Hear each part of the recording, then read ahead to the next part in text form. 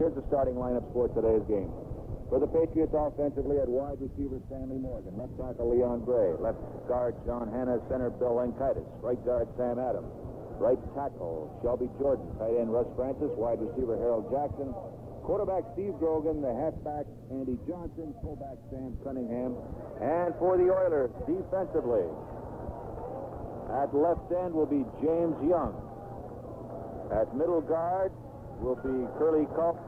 Right end, Alvin Bethea. The linebackers, Robert Brazil, Greg Bingham, Steve Kiner, former Patriot, and Ted Washington. The cornerbacks will be Greg Stemrick, Willie Alexander. The safeties, Bill Courier and Mike Reinfeldt. The Patriots have won the toss, have elected to receive, and they'll be going into that brisk wind that Gil commented on earlier, and it is picking up as we go on. So the Houston Oilers will have the wind at their back to start off this game.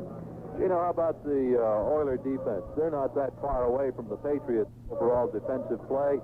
I think the league stats will point that out. Houston defensively is number 4 in the conference. The Patriots defensively are number 2. So Houston is playing very strong, particularly against the run. It'll be interesting to see how you've got strength against strength going on both sides here today. The Oiler running game against the Patriots rushing defense, and the Patriot running game against the Oiler rushing defense. Right, similar defenses. They also play the 3-4, and they play it quite well. So the Patriots will be looking at a defense that they've seen a lot of, even in their practices throughout the past few years with their 3-4. The Patriots, of course, have the edge. Offensively, they rank number 1 in total offense in the American Football Conference. They rank number 1 rushing, and they're number 4 passing. Houston, on the other hand, ranks 7th, totally 4th rushing. Well, here we are, ready for the kickoff, and here's Gil Aroni. Oh, the ball keeps falling off the tee. I keep holding off, waiting for it, Gil, before I turn it over to you, but we're almost set to go. Have a holder. Have a holder. Know which side. Tony Fritz to kick it off. The wind is at right now 15 to 20 miles per hour, and the temperature is 48 degrees. So whistle blows, and what the Oilers have done is bring over Kurt Knopf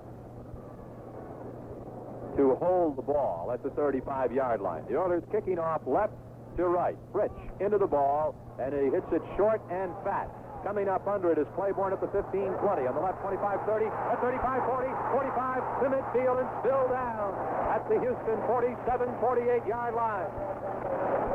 Raymond Claiborne very nearly popped that one all the way. Got a good running start and was off to the races down the left sideline until he was hauled down at about the 48-yard line, and that's where the Patriot offense will go to work. 1st and 10 at their own 48, moving from right to left. Well, it wasn't a strong kick by Tony Fritsch with the wind at his back. Came down along the left sidelines. They had the return set up left. Claiborne just took it and barreled right up to the left side, and as Gil pointed, almost broke it. Patriots out in the 2 tight end offense. Hasselbeck right, and now Francis shifts from left to the right wing. Cunningham and Johnson are the running backs. The give is to Andy Johnson to the right, cuts it back up the middle inside the 45 to the 43, and a gain of 5. It'll be 2nd down and 5 for the Patriots. Greg Bingham and Ted Washington make the tackle for Houston. Let's pause 15 seconds. This is the BZ Patriots Football Network. Patriots 2nd down and 5 at the Houston 43-yard line. 2nd offensive play of the game. Grogan checks over the Houston defense. The give is to Johnson sweeping left, trying to cut across the line of scrimmage, and he barely makes it back to the 43-yard line. The Oilers doing a good job in pursuit that time. Steve Kiner was over there, along with Curly Culp for the Houston Oilers, and linebacker Robert Brazil, 6'4" and 238. It'll be 3rd and 5 for the Patriots at the Oiler 43. We'd like to say hello to the men and women of the United States military services listening to this ball game being broadcast via American Forces Radio to over 300 stations around the world.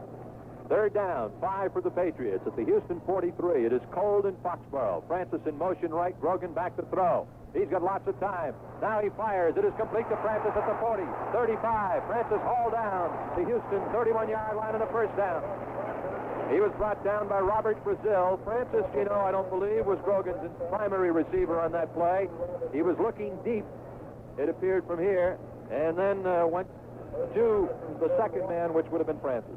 Well, what happened was that the receivers were all covered. Grogan, standing up in the pocket, was almost about to be sacked, stepped up. Francis, running a quick out from the right side, saw it wasn't there, so he just came back in over the middle and became the receiver. So good improvising by the Patriots offensively. Morgan left, Jackson right. They give us to Cunningham right up the middle, inside the 25, outside to the 20, and driving down to the Houston 17. The Patriots offense clicking strong here in the opening series. Over to make the stop, Greg Stemreck and Mike Reinfeldt for the Houston Oilers, but the ball is placed down to the Oilers' 17-yard line. That is a first down for the Patriots. For Sam Cunningham, coming right up the chute, then cutting to the left side. The Patriots driving from right to left. Had a good kickoff return to start the game by Raymond Claiborne to the Oiler 48. They've advanced to the Houston 17. Jackson wide to the left, Morgan wide to the right. Johnson on the right wing, Cunningham the lone setback. First down, Houston 17. Grogan to give to Cunningham again up the middle, and he smacks to the 15-yard line and is wrapped up hard. Making the tackle for the Oilers is veteran defensive end Elvin Bethea, 6'2", 255 in his 11th year from North Carolina A&T. It's a 2-yard gain for Cunningham, and Horace Ivory checks in. Andy Johnson goes out. Time remaining, first quarter, 11 minutes and 50 seconds. This is the first possession of the game for either club. Ball in the near hash mark. Patriots going right to left. They are going into the wind. Wide to the right is Jackson. Wide to the left is Morgan. On the left wing is Horace Ivory. Lone setback is Cunningham. Grogan on a give to Cunningham again to the left side, and he is pounded down. No deception there as Kiner and Culp read it very well, along with Bob Brazil. It appears, Gino, as though the Patriots are trying to run right at Brazil rather than run away from him.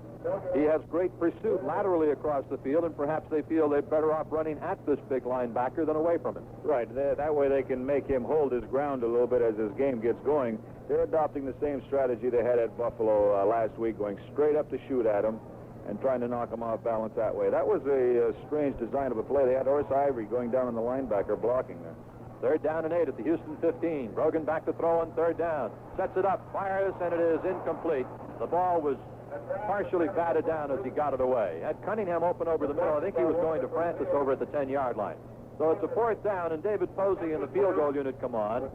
The ball placed at the 15-yard line. The field goal attempt will come from 22 yards out. They'll make it come from the 22-yard line. So make it a 32-yard field goal attempt for David Posey into a stiff wind. Well, the Patriots tried the same pattern that they completed to Francis on the previous play to the two runs that we had, and the coverage has been excellent for Houston. The receivers are well covered. All right, 32-yard field goal attempt coming up for David Posey. Dick Karn will hold. To snap the ball down, the kick by Posey is up, and it is good. 32 yards away. Let's take a timeout with a score. The Patriots 3 and the Oilers nothing. So a 32-yard field goal by David Posey, Gino, and very important that the Patriots score on that first possession because they were moving the ball with some pretty good strength until they ran into a snag, but it's really imperative that you score when you get down that close. Especially early in the game like that, it really helps the team. Had they come out without a score, it just might have turned things over to Houston momentarily because then they would have come up with a big stand, allowing the Patriots great field position at the 49 and shutting them out, but such wasn't the case, as the Patriots did come up with 3 points. Durden and Poole deep for the Oilers. The ball bouncing at the 15, picked up at the 12 by Johnny Durden to the 20, heading to the right side. He's got an alley as he's trying to turn the corner at the 25. Now he is knocked out of bounds on the near side at about the 31-yard line. Good return by Johnny Durden. Durden is a rookie from Sam Houston State. He's 26 years old, and an interesting story. He was driving a cement truck. He quit Sam Houston State after a couple of years, was not eligible for the draft and all that, and last year was driving a cement truck by the Oilers headquarters and dropped in and asked for a tryout and ran a 4.540 with work boots and overalls on, and they immediately signed him as a free agent. Oiler first play comes right up the chute to Earl Campbell out to the 35, 36-yard line. And a gain of about 5 yards on the play as Campbell came right up the middle. They spotted to the 35. It's a 4-yard gain, second down, and 6 for Houston at their own 35. Dante Pastorini, the Oiler quarterback from Santa Clara. He was drafted 3rd back in '71 behind Plunkett and Manning. At one time, his claim to fame was he was married to June Wilkinson. That's right. Backs in a wide split now behind Pastorini. Slot left formation. They give us to Campbell, turning it to the right side. The Patriots stuff it up in good shape and bring him down at the 38-yard line. after a gain of about 3. Had Bishop over there with Schultz, with Ray Hamilton, Tim Fox, Mel Lunsford. A lot of people moving toward the ball that time and moving toward Campbell. 3rd down and 2 for Houston. The ball is just across their own 38 at their 39-yard line. They've got to advance to their own 41. So it's a long 2 for the Oilers. Lunsford, Hamilton, and Bishop are the front 3. Zabel and Schultz, the outside linebackers. Nelson and Hunt inside. Haynes and Claiborne the corners. McRae and Fox are the safeties. I formation now. Wilson is the fullback. He gets the call to the left side, and he is driven down as he gets close to the line of scrimmage. Good second effort by big Tim Wilson. He may have picked up the first down on that strong second effort. They spot it just to the 41-yard line, so they're going to bring the chains out, and I think they're going to be a little bit shy. I think they're going to be a little short. Very close. Holding the ball down so the wind doesn't blow it at all. The wind has been rolling the ball around. And it would be blowing in the Oiler favor at this point. But the Houston bench was coming out on the field feeling like they didn't get it. I don't think they did. Chain stretch, they did not. They're about a foot shy. And as Carl Malden would say, what will they do? They are going to go for it. All right, Bum Phillips. On 4th down and less than a yard at their own 41-yard line here early in the game. Phillips going to take a little chance. It's early. He brings in 2 tight ends. Stu Barber is one of them. Mike Barber is one of them. Conrad Rucker the other. On the right wing is Richard Castor. 4th down and less than a yard for Houston. Campbell and Wilson the backs. They give us to Wilson. He hurdles the pile for a first down to the 43-yard line. So Bum Phillips obviously feeling a little confident in his offense to get only a foot, and they got it and then some. I don't really think it was that much of a chance early in the game. Well, I don't know. It's questionable, but I think they're taking advantage of the first quarter wind at their back as well, Gil. They want to make sure that they have the ball as much as possible in the first quarter offensively. So the Oilers have a first down at their own 43-yard line. Wilson and Campbell are the backs. Campbell in the eye. He gets the ball of the second man through and spills it across the 50-yard line out to the 48 of the Patriots.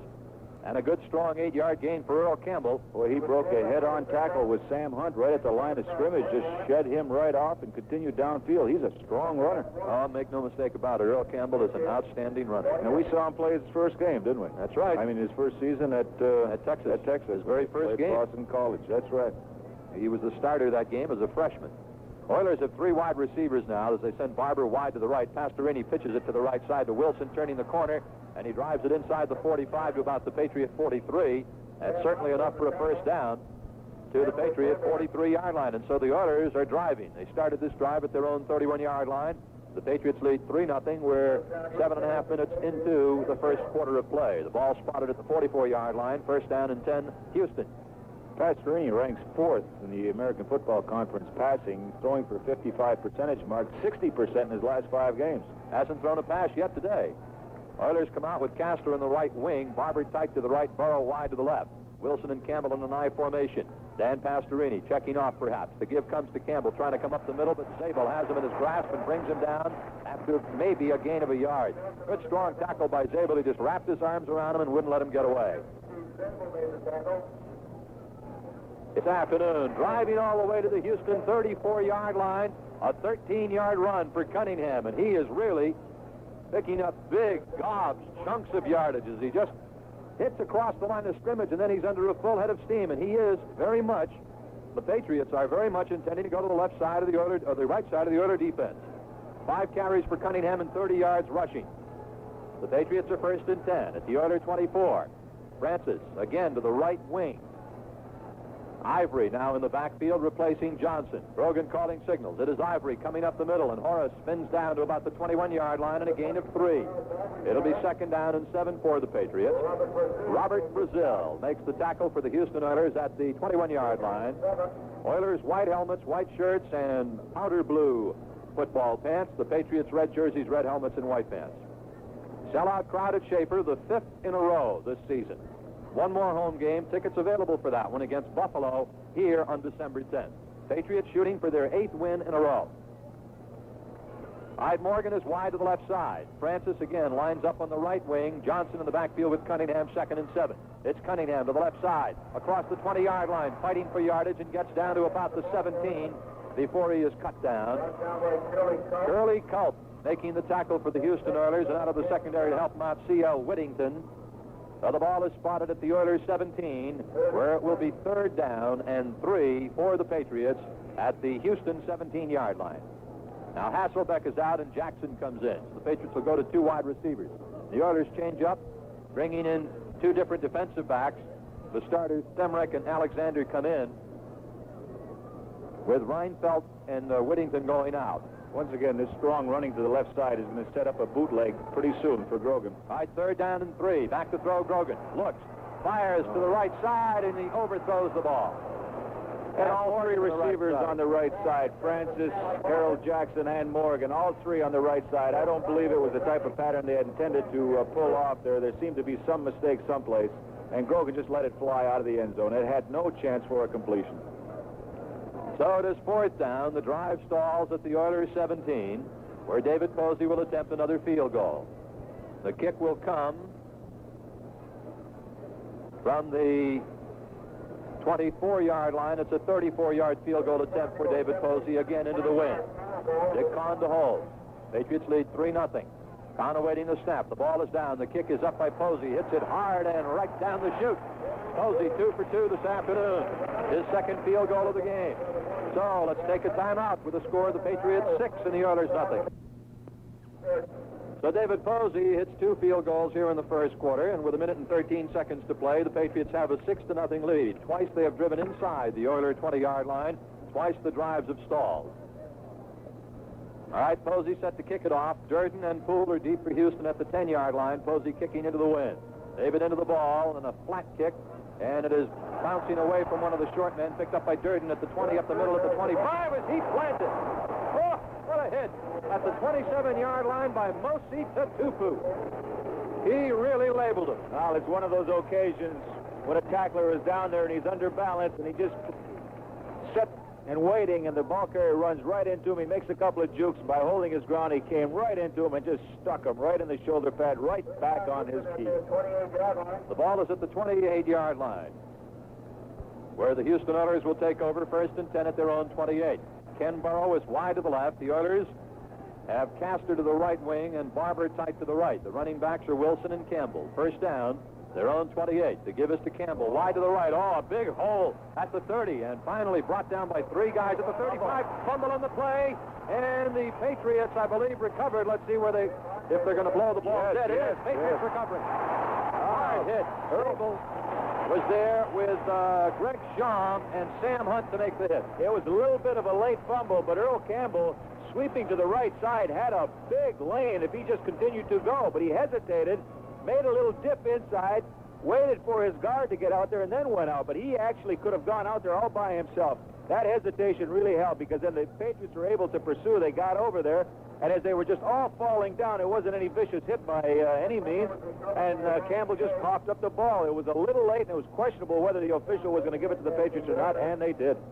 One of the people in the hit was Raymond Claiborne also, and Claiborne had been Campbell's roommate when they played together at Texas. And as a matter of fact, Claiborne and Campbell will room together this off-season when they can both go back to the University of Texas for some extra study work. They're very, very good friends off the field. So the Patriots take over on the fumble recovery at the Oiler 35-yard line. And with 54 seconds to go in the first quarter, the Patriots are in a golden position, leading 6-0. Right, and they get another shot with the wind at their back, Gil, and I just have to emphasize that wind factor in the first quarter, and it looked like perhaps they weren't going to have another shot at it, but now they do at the 35. Once again, they've dominated this game offensively. They've moved. Both times they've had the ball, they've been able to move. They've had great field position on the opening series, starting at the Oiler 49, moved down inside the 15, got a field goal out of that, and then starting at their own 20 on the second series, moved again down to the 20-yard line, came up with another field goal. So although they have dominated offensively, only coming up with 6 points, and, you know, one touchdown can wipe that out. So it's important that they put on another good drive here and perhaps get the touchdown that they do need. Patriots are 1st and 10 at the Oiler 35. Francis is tight to the right. Cunningham and Johnson are split in the backfield. Grogan, play action fake on 1st down. steps back to throw, and it is incomplete, intended for Jackson. Jackson was at the 20. The ball fell at about the 10. Way incomplete. It was overthrown. This program is authorized by the New England Patriots Football Club of the National Football League solely for the entertainment of our audience, and any broadcast, rebroadcast, or the use of the accounts or descriptions of this game without the express written consent of the New England Patriots Football Club or WBZ Radio is prohibited. The Bills have tied Miami at 7-7 in the first quarter of their game. Buffalo 7 and Miami 7 first quarter at Buffalo. We're going to take a station break after the next play. The ball is down at the Houston 35-yard line. Second down and 10 Patriots. 49 seconds to go. First quarter, 6-0 Pats. Jackson wide to the left. Morgan wide to the right. Francis tight to the left side. The backs in a wide split. Brogan back to throw on second down. Long drop. Now he's rolling out to the right. Now he fires back across the side. It is complete to Morgan at the 20, at the 15, at the 10, and down to the Houston Oilers 3. First down and touchdown to go. Grogan to Morgan. Credit that play to Stanley Morgan, taking advantage of Steve Grogan rolling out of the pocket. It was a straight drop back setup. He didn't have it, so he was forced out of the pocket, rolled out to the right side. Now Stanley Morgan started cutting back across the middle. Grogan spotted him, hit him with the strike, and then Stanley just ran for the left corner, almost got in, and he's really disappointed that he didn't. Stopped at the 3-yard line. Veteran cornerback Willie Alexander brought him down at the 3-yard line, preventing the touchdown. And so a 32-yard pass. That's the end of the first quarter. That is the end of the first quarter. The score at the end of the first quarter at Schaefer Stadium in Foxboro, the Patriots 6 and the Oilers nothing. First down and touchdown to go for the Patriots at the Oiler 3-yard line. A 32-yard pass. Grogan to Morgan set it up from the Oiler 35 after an Earl Campbell fumble recovered by the Patriots at the 35-yard line. First quarter stats. Patriots 41 yards rushing, 85 yards passing. Houston 27 yards rushing, that's it. Patriots have 126 yards offense. All right, they're out with a double tight end. Francis onto the right wing. Cunningham in the backfield with Horace Ivory. Brogan calling signals. The give is to Horace to the right. Cutting back inside, driving it down, and very close and in for a touchdown, but a flag is down. It'll be offside Houston. It's a touchdown for Horace Ivory. He swept it to the right and then cut back to the left and went right up the chute, put it in. Houston was offside on the play. The Patriots, of course, declined the penalty, and the Patriots in 3 plays drive from the Oilers 35 and into the end zone and lead it 12-0 here early in the second quarter. The Patriots are off and running. Horace Ivory scoring his 8th touchdown of the season. He's among the league leaders in that department, I might add. 3-yard run for Horace, climaxing a 35-yard drive in the first 5 seconds of the second quarter. David Posey will attempt the point after, and Dick Kahn will hold. Snap the ball down, the kick rides up, and it is very good. Teams come back upfield. Let's take a timeout. The score, the Patriots 13 and the Oilers. Well, Gino, the Patriots are off and in pretty good shape here. 5 seconds into the second quarter with a 13-0 lead. Well, they've taken advantage of every break given them. They've had outstanding field position on 2 occasions, Gil. Moved in for 1 of those on a field goal and 1 for a touchdown. And the first quarter, clearly the Patriots all the way. David Posey to kick it off. Johnny Durden deep along with Larry Poole for the Oilers. Durden to the near side, Poole to the far side. And now Posey has the wind more or less at his back. It's kind of a crosswind right now. Posey's kickoff gets up in the air into that wind. Durden comes under it at the 8. Heading to the right at the 15, 20, cutting wide outside now at the 25. He's a jitterbug and brought down at the 30. Fumble. Patriots recover at the Houston 28-yard line. Yeah, right. Got it again. Another fumble recovery. Durden was hit at the 30 and the ball coughed up and went backwards to the Houston 28-yard line. Raymond Kostick was right there to recover the fumble for the Patriots. First and 10 Pats at the Oilers 28-29-yard line. Every break going in the direction of the Patriots, taking full advantage of it. And the Houston offense is just unable to get on track only because they can't get out on the field and get the ball. So the Patriots and Steve Grogan now coming into the huddle have even more of a chance to develop more rhythm offensively, and this is what that first quarter will do for you when you have the ball that much. Choate and Westbrook made the tackle. First and 10, Houston 28-yard line. Cunningham and Johnson in the backfield. Grogan calling signals. It is Johnson to the right, cutting it up inside and getting down to the 26-yard line in a gain of 2. Making the tackle for the Oilers is linebacker Robert Brazil. And there you to make the tackle at the 27-yard line. It's a gain of only a yard. 2nd down and 9. Patriots at the Oiler 27. Now Ivory checks in and Johnson comes out. Patriots lead 13-0. We're early in the second quarter. Patriots have recovered 2 fumbles in succession and have a chance to put another one on the board. They send Morgan to the right, Jackson to the left. Grogan bootlegging to the right side. He is in trouble. He breaks the tackle at the 25 and runs out of bounds at about the 23-yard line. Waiting for him was linebacker Ted Washington as they faked the flow to the left side and Grogan bootlegged to the right. It appeared for a moment that he had a ton of room, and then there was Washington, who has obviously been told to stay at home and key on what Grogan does. Right, because of Grogan having so much success with that bootleg early in the campaign. We saw it last week also against Buffalo. That linebacker or the defensive end, depending on who has outside responsibility, is instructed to hold their ground, any kind of flow going away from them.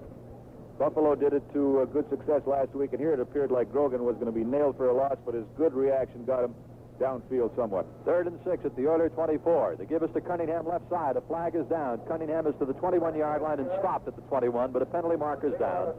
The Oilers were offside. Oilers were offside.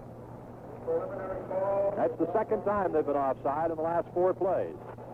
Their defense. They may have someone lining up offside, Gino. Well, I think they're starting to get aggressive defensively because they know they have to do something with their defense in order to stop this onslaught by the Patriots. And in doing so, they just may be jumping the gun a little bit. Offside, number 77 on the defense. 3rd down. That's defensive end Jim Young was offside. The ball spotted down to the Oiler 19-yard line, and that changes the complexion of things. Make it 3rd down and a yard to go at the Oiler 19, and the Patriots will go with a 3 tight end offense as Brock checks in as a tight end with Hasselbeck. Brock giving the play to Steve Grogan. Patriots have had the ball 3 times. They've scored 3 times. 2 field goals and a touchdown. Double tight ends, Francis right wing. Johnson and Cunningham are the running backs. It is 3rd and 1 at the Oiler 19. Fumble on the snap. Grogan picks it up, runs straight ahead, and he drives for a 1st down. They threw him back, but I believe he had the 1st down before they pushed him back. A bad snap from center. Grogan just picked it up on a bounce and carried it down to the Oiler 18-yard line. It is a 1st down for the Patriots. Great reaction by Grogan. Right, and when things are going your way, they're going your way. He dropped that ball right behind the line of scrimmage, had time to pick it up and still find a hole and pick his way for the 1st down. The Oilers have really been victimized by outscored from the opponents in the 2nd quarter. That's been their bad quarter defensively. They've given up 71 points in the 2nd quarter, the most of any of the quarters. And the Patriots have scored their most points in the 2nd quarter, 78. 1st and 10 at the Oiler 18. Slot left. Grogan on a give to Ivory, trying to cut to the right, and he is spun down hard. Over to make the tackle was Curly Culp, just waiting for Ivory. The Oiler defense read that one like an open book. They were just all over the place, and they dropped Ivory for a loss. See where they marked the ball at the Oiler 21-yard line. It's a loss of 3 yards. It'll be 2nd down and 13. And clearly one of the reasons we see the Patriots, especially in the 1st quarter, running to the left side more than the right. But they have to continue to run every once in a while at that right side just to keep them honest.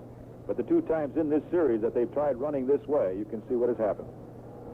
2nd down, 13 yards to go. Patriots at the Oiler 21. Jackson right, Morgan left. Johnson left wing, Cunningham the lone setback, Francis in the right slot. Grogan on a draw to Cunningham to the right side, and he gets very little back to the 19-yard line, a gain of 2. It'll be 3rd down and 11. James Young and Ted Thompson making the tackle for the Houston Oilers with 12 minutes to go here in the 2nd quarter. It is 10-7, Miami leading Buffalo in the 2nd quarter of their game. Right here it is 13-0 Patriots, and they're banging on the door looking for more. 3rd and 11 at the Houston 19. Horace Ivory checks in, and Andy Johnson comes out. Fans at Schaefer all bundled up with big snuggly coats and those stocking caps. Just a sea of red and blue out there. Patriots break the huddle. Slot left is Jackson. Wide left is Morgan. Backs in a wide split. Grogan back to throw on 3rd and 11. Sets it up. Fires to the right side, and it is off the hands of Stanley Morgan at the 10-yard line. 4th down coming up, and another field goal attempt. Ball at the 19. The field goal attempt will come from the 26. It'll be a 36-yard field goal attempt for David Posey. He has hit 2 for 2 so far in the game from 32 and 34 yards away. Once again, good coverage by the secondary of the Oilers. The Patriots having difficulty with their straight drop-back passes. And it appears to me like Grogan is getting back very quick and also a little shallow. Having great respect for that rush from the Oiler defense. They had 7 sacks last week against the Cleveland Browns. Ball marked at the 27. It's a 37-yard field goal attempt for Posey. The ball down. The kick is up. He hits it hard and right down the chute. 37-yard field goal for Posey. He's 3 for 3. With a score, the Patriots 16. The Oilers nothing. Let's take a timeout. The Patriots have had the ball 4 times here in the first half, and they've scored 4 times. 3 field goals and a touchdown, and a 16-0 lead. And Gino Posey continues to get more and more confident. Well, he looks excellent in his kicking. His timing is just about perfect, and he's kicking them with great authority. You know, even these kicks from the 24-22, the ball is sailing for him and going deep into the end zone. Durden and Poole are deep for the Oilers, back inside the 5-yard line. The sun shining brilliantly now, and a booming end-over-end kick. Coming down to Johnny Durden at the 1, to the 5, 10, right up the middle, 15, 20, 25. That's as far as he goes, maybe the 26. Hasselbeck is there with Westbrook for the Patriots, down covering. James McAllister also there. Steve King also there. 1st and 10 for the Oilers. The ball marked down at the Houston 26-yard line. 27-yard line, where they mark it. Houston breaks the huddle. They send Ken Burrow wide to the left side. The running backs are Tim Wilson, the fullback. Offset left half is Campbell. And Renfro is on the right wing. Dan Pastorini calling signals and first down. They give us to Campbell, wide to the right, being hemmed in. Breaks across the line of scrimmage and is out across the 30 to the 31-yard line. And a gain of about 4 yards on the play. Raymond Hamilton making the tackle for the Patriots. No hesitation on Campbell's part that time when he went on the wide sweep to the right. He just went out there, turned it upfield. Looked like he was going to be nailed back there, but his good power brought him downfield for 3-4 yards. Coming into the game, Campbell with 870 yards rushing. Slot left formation now. Castor in the slot. Wide left, Burrow. Wide right, Renfro. Quick pitch comes to the right side to Coleman. He gets hauled down for a loss back at the 28-yard line. It's a loss on the play of a couple of yards. They'll mark the ball back to the 29-yard line. It's a loss of 2, 3rd down, and about 8 yards to go for Houston at their own 28, 29-yard line. Now, extra defensive backs are in. Sidney Brown is in, along with Dick Kahn. Out of the ball game, Nelson, Zabel, and Hunt. Also into the ball game is Kostick. Patriots have 6 defensive backs in. Renfro left slot. Wide left, Burrow. Wide right, Castor. Lone setback is Carpenter. In motion to the right goes Renfro. Back to throw, Pastorini. Fires to the near side. It is complete to Carpenter. Brought down across the 35 to about the 38-yard line, but it's enough for a first down, I believe. Rod Schote making the stop with Tim Fox for the Patriots, but they slipped Carpenter out of the backfield, and he hauled in the completion. It is a first down for the Houston Oilers at their own 38-yard line, and so they keep their drive alive. Well-executed pass play to the running back coming out of the backfield, sending Burrows in motion from the left slot over the right side, taking Michael Haynes out of that area, and then sending Carpenter one-on-one with Rod Schote on a flare pattern out to the left side. Pastorini, play action, back to throw, lots of time, pump fake, shoots it long and deep. It is caught to the right side and knocked out of bounds at the Patriot 47-yard line. Making the reception for the Oilers is Mike Barber, the tight end, at the Patriot 47-yard line. Lots of time for Pastorini that time. The Oilers have had great pass protection this year. On the season, Dan Pastorini has been sacked only 8 times. 8 times in 10 games. He helped himself there with good play action, holding the ball on his hip. The Oilers are 1st and 10 now at the Patriot 47-yard line. The backs are in a wide split. Carpenter in there with Campbell. Pastorini on a give to Campbell, sweeping right, trying to cut it back inside, and he shreds people down to about the 44-yard line before he's brought down from the 47-48. It's a gain of 3 or 4 yards on the play. Hunt over there for the Patriots with Greg Schaum in on the tackle, Ray Hamilton, and Ray Claiborne, and Nelson. Patriots are pursuing to the ball very, very well, but Campbell appears to be shaken up. Now he's up and he's all right. I think he's going to come out for a breather. Campbell has had problems with a hamstring this season. In replacing him, Tim Wilson. Wilson's a good back, second-year player from Maryland, 6'3", 220. Into the ball game now, King and McGee for the Patriots. Lunsford came out, along with Zabel. Second down and 6 for Houston at the Patriot 43. Pastorini has Kenny Burrow wide to the left side, 0-0. Pastorini on a give to Tim Wilson to the right side. Fumble! Inside the Patriot 40. It is recovered by the Patriots at their own 42-yard line. Tony McGee recovering the fumble as Wilson drove it to the right and had some pretty good yardage, but as soon as he was popped by the left side of the Patriot defense, he coughed it up, and the Oilers have fumbled again. That's the third time they have fumbled in the first half. Timmy Wilson just on a delay handoff from Pastorini. Pastorini came back deep into the backfield. Wilson saw everything develop when he was going upstream with the ball, picked a big hole, took a wicked pop about 5 yards down from the line of scrimmage. The ball came loose. The Patriots right there to recover, and they're playing aggressive defensive football, coming up with the big plays, and with this quick lead, certainly allows them to play the kind of football they want to play, and aided by that great field position. The hit was made by Steve Nelson on Tim Wilson. And then, of course, McGee recovered the fumble at the Patriot 41-yard line. So the Oilers have now fumbled 3 times. Once at their own 35, the Patriots turned that into a touchdown. Then on the kickoff return after the touchdown, they fumbled at their own 29. The Patriots turned that into a field goal and have recovered here at the Patriot 41-yard line on the third Houston fumble of the first half. The scoring thus far, David Posey, a 32-yard field goal. David Posey, a 34-yard field goal. David Posey, a 37-yard field goal. And Horace Ivory, a 3-yard run. And that's our scoring so far here this afternoon as the Patriots are leading 16-0. Other games, Miami leads Buffalo 10-7, and Detroit leads Tampa 7-0. Those are the only other scores that we have this afternoon so far. Sun shining brilliantly now as the heavy overcast has dissipated. Fans on the far side of the field are sitting in the sun. Fans on our side, the near side, are in the shade, and a little nippy down on this side of the field, I would imagine.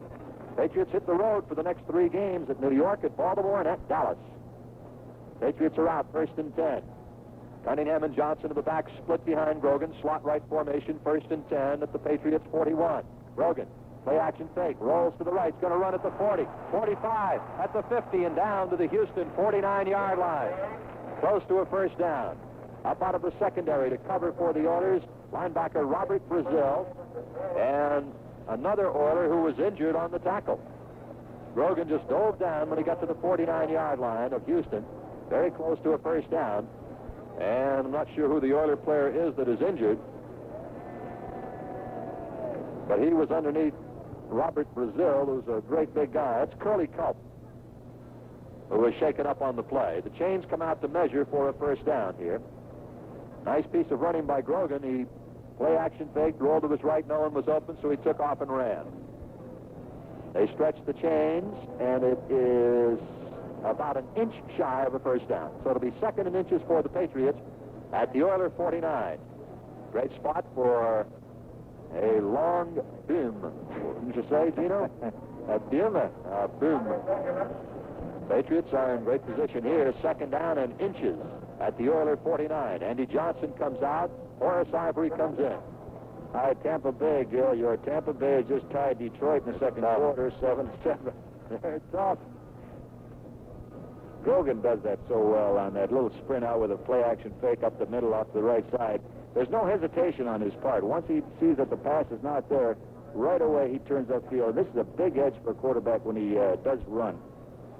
Patriots out. They've got Morgan left, Jackson right, Francis tight to the right. They give us to Cunningham up the middle, first down, slamming down to the Oiler 44-yard line. Knocked out by Bill Currier coming over for Houston out of the safety position to make the tackle on Sam Cunningham. But it's a gain to the 44-yard line and a first down, a 5-yard carry for Cunningham. He's got pretty good rushing stats here in the first half, 41 yards rushing and 8 carries. Cunningham has had 3 solid, this is his 3rd solid game in a row. He is running like the Sam Cunningham we know, after overcoming some early season knee and shoulder problems. 1st and 10 at the Oiler 44-yard line. Grogan on a give to Andy Johnson to the right, trying to break it across the line of scrimmage. He does to about the Oiler 40, maybe the 39, a 4 or 5 yard gain. Greg Bingham there with Robert Brazil to make the tackle for the Houston Oilers. They'll place the ball down at the Oiler 40-yard line. And it is a gain on the play of 4 yards, 2nd down and 6 for the Patriots at the Oiler 40. Ivory in, Johnson out. Patriots trying to go left to right. Ball in the near hash mark. Del Williams of Miami has just gone over 1,000 yards rushing for the season, the first NFL back to do it this year. They give to Cunningham up the middle, breaks it across the 40, 35, 30, down inside the 30 to the 27. Cunningham ripping off a 13-yard run right up the chute. And it's a first down. An open-up handoff by the quarterback. He just steps back, opens himself up to the back, lets him pick his way, trap blocking in the middle. A big hole, and Sam Cunningham running with such authority after being hit. Bowls his way for another 5 yards. Ball marked at the Oiler 28-yard line, 1st and 10 Patriots at the Oiler 28. Wide to the right side is Jackson. Wide to the left is Morgan. Francis tight to the right. Johnson in the backfield with Cunningham. They give us to Cunningham, trying to break it to the outside. Hurdles across hurdles over a man at about the 28, and then is spilled as he got to the 25. Went down hard, but he's all right. The linebacker, Greg Bingham, fighting off a block from Andy Johnson. Johnson had him down. Cunningham had nowhere to cut, so he tried to hurdle him, and Bingham just came right up from that block and made the tackle. Ball spotted to the Oiler 25. It's a gain of 3. 2nd down and 7 Patriots at the Houston 25-yard line. 5 minutes and 40 seconds and the clock running in the first half. The Patriots leading 16-0. Well, Harold Jackson wide to the right, Morgan to the left, Ivory on the left wing. They give to Cunningham again up the middle, cuts to the left, inside the 20, running hard to the outside, inside the 15, and down to the 13. Bam, Cunningham just carrying people with him. That time he carried Steve Cunningham for about 3 yards, down inside the 15-yard line. Patriots seem to be going on the quick count, and they're catching the Oiler defense just a little bit off balance. They're going to the right side, up the middle, and to the left side, so they're mixing them up beautifully, but they're hitting it so quick, and the line is coming off that ball just precisely with the handoff being made. Their timing is excellent in the running game. Well, the offensive line continues to be a very strong force for the Patriots. 1st and 10 at the Oiler 14. Cunningham and Johnson sit in the backfield. Johnson offset left half. Brogan calling signals. It is Johnson to the right. Driving it down inside the 10 to the 8-yard line goes Andy Johnson. There to make the stop, Steve Kiner of Houston, along with Curly Culp and James Young, but it's a gain inside the 10 to the 8-yard line. Gain of about 6 yards for Johnson. It'll be 2nd down and 4 for the Patriots at the Oiler 8. Cunningham now has 69 yards rushing and 11 carries in the first half. Sam has not gone over 100 yards yet this season. Jackson deploys to the right, Morgan to the left. 2nd and 4 at the Oiler 8. Brogan calling signals, looking at the Oiler defense. They give us to Cunningham, up the chute, bang down, and he gets to the 6-yard line. It's a gain of 2. Knifing in Robert Brazil off Houston from his right linebacker position. The ball is spotted to the 6-yard line, where it'll be 3rd down and 2. 3rd and 2 at the Oilers 6. They've got to advance to the 4 if they want a first down. Now Johnson is in and Ivory is out. 3rd down, 2 yards to go, Patriots, at the Oilers 6-yard line. Ball right in the middle of the field. 3.5 minutes to go, and the clock running here in the 2nd quarter. Morgan wide left, Jackson wide right. Francis tight to the right. Brogan calling signals, 3rd and 2. It is bootlegging to the left. It's Steve Brogan turning the corner. A great block by Gray, and Brogan goes in for a touchdown. Leon Gray out front, just wiped out. Robert Brazil, as he was coming over to make the tackle, Gray out front like a big steamroller, and Brogan like a little jackrabbit behind him. Gray just wiped Brazil out, and Brogan went into the end zone totally untouched. So it is a 22-0 Patriot lead. Outstanding bootleg execution. They did not have the linebacker with any penetration, so Leon really had a better shot at Brazil in making that block. If those linebackers do get penetration and get across the line of scrimmage, it makes it a little more difficult, but it was just perfectly executed. David Posey to attempt the point after. The snap, the ball is down, the kick is up, and it is good. And the Patriots have had the ball 5 times in the first half. And as the teams come back up the field, the Patriots lead it 23-0. They've had the ball 5 times, and they have scored 5 times this afternoon. 3 field goals and 2 touchdowns. The Patriots come in against a rough, tough bunch of Houston Oilers, and in the first half, they are very definitely taking it to the Oilers. Time now to announce this week's winner of the $250 Zare gift certificate drawn from the votes for the WBZ Zare Unsung Patriot. The Unsung Patriot, the Patriots player who best exemplifies these qualities, plays a solid, dependable game but never seems to get the recognition he deserves. You can cast your ballot for the WBZ Zare Unsung Patriot at any of the 67 Zare stores in New England at the special Unsung Patriot display. You could be a winner. This week's winner of a $250 gift certificate, Mr. and Mrs. Jerry Hanrahan of Quincy. They voted for Ray Costick.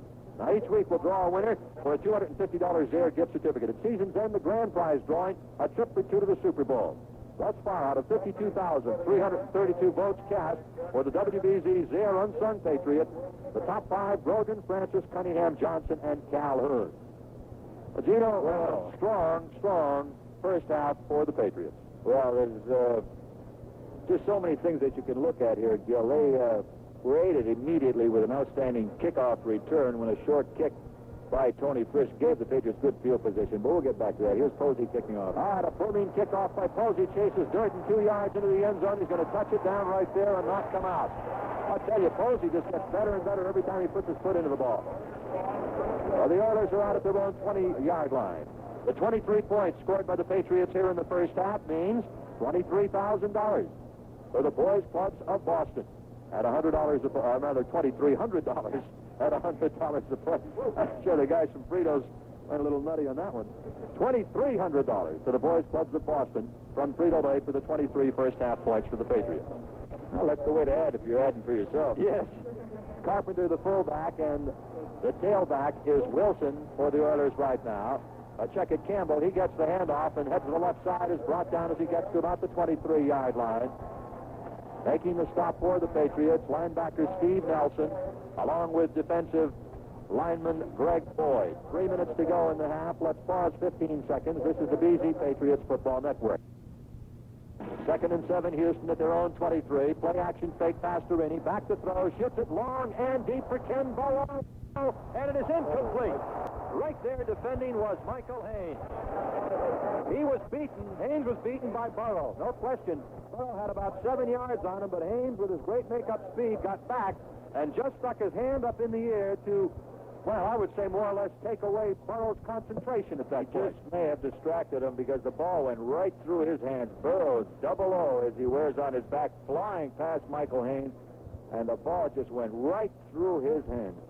Haynes just reached back and stuck his hand up in the air, and I'm sure that took away the concentration of Ken Burrow. 3rd down and 7, Houston at their own 23-yard line. 2.5 minutes to go first half. The Patriots off to a thundering start, leading 23-0. One running back in there for Houston. That's Carpenter.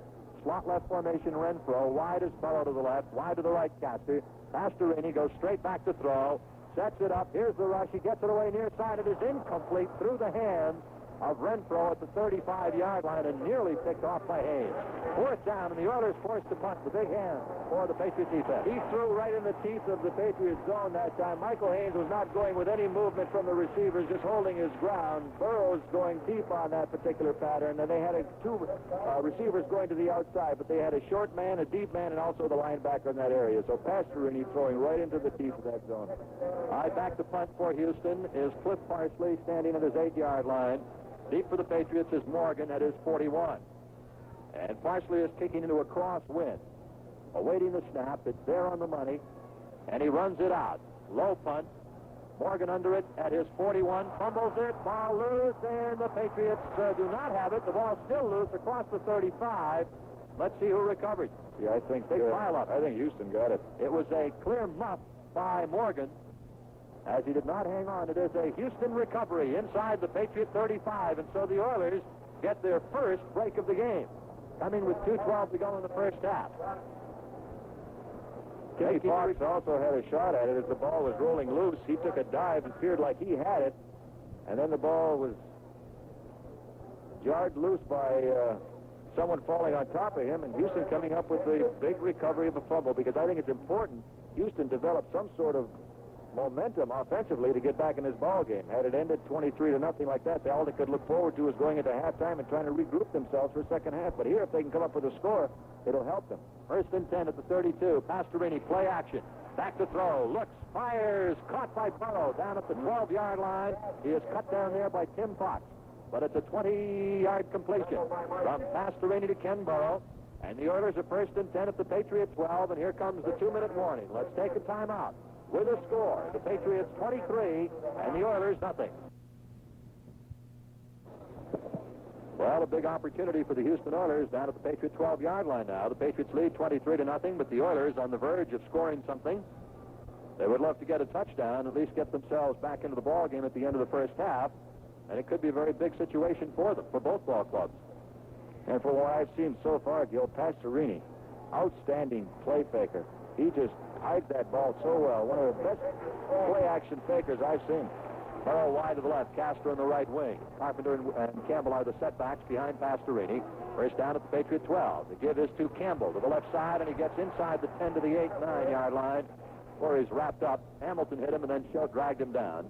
At about the 8-yard line, it's a gain of 4 for Big Earl Campbell. Second down and 6 for Houston at the Patriot 8-yard line. Time running with 1 minute and 40 seconds to go in the half. The Patriots leading 23-0. They've scored every time they've had the ball.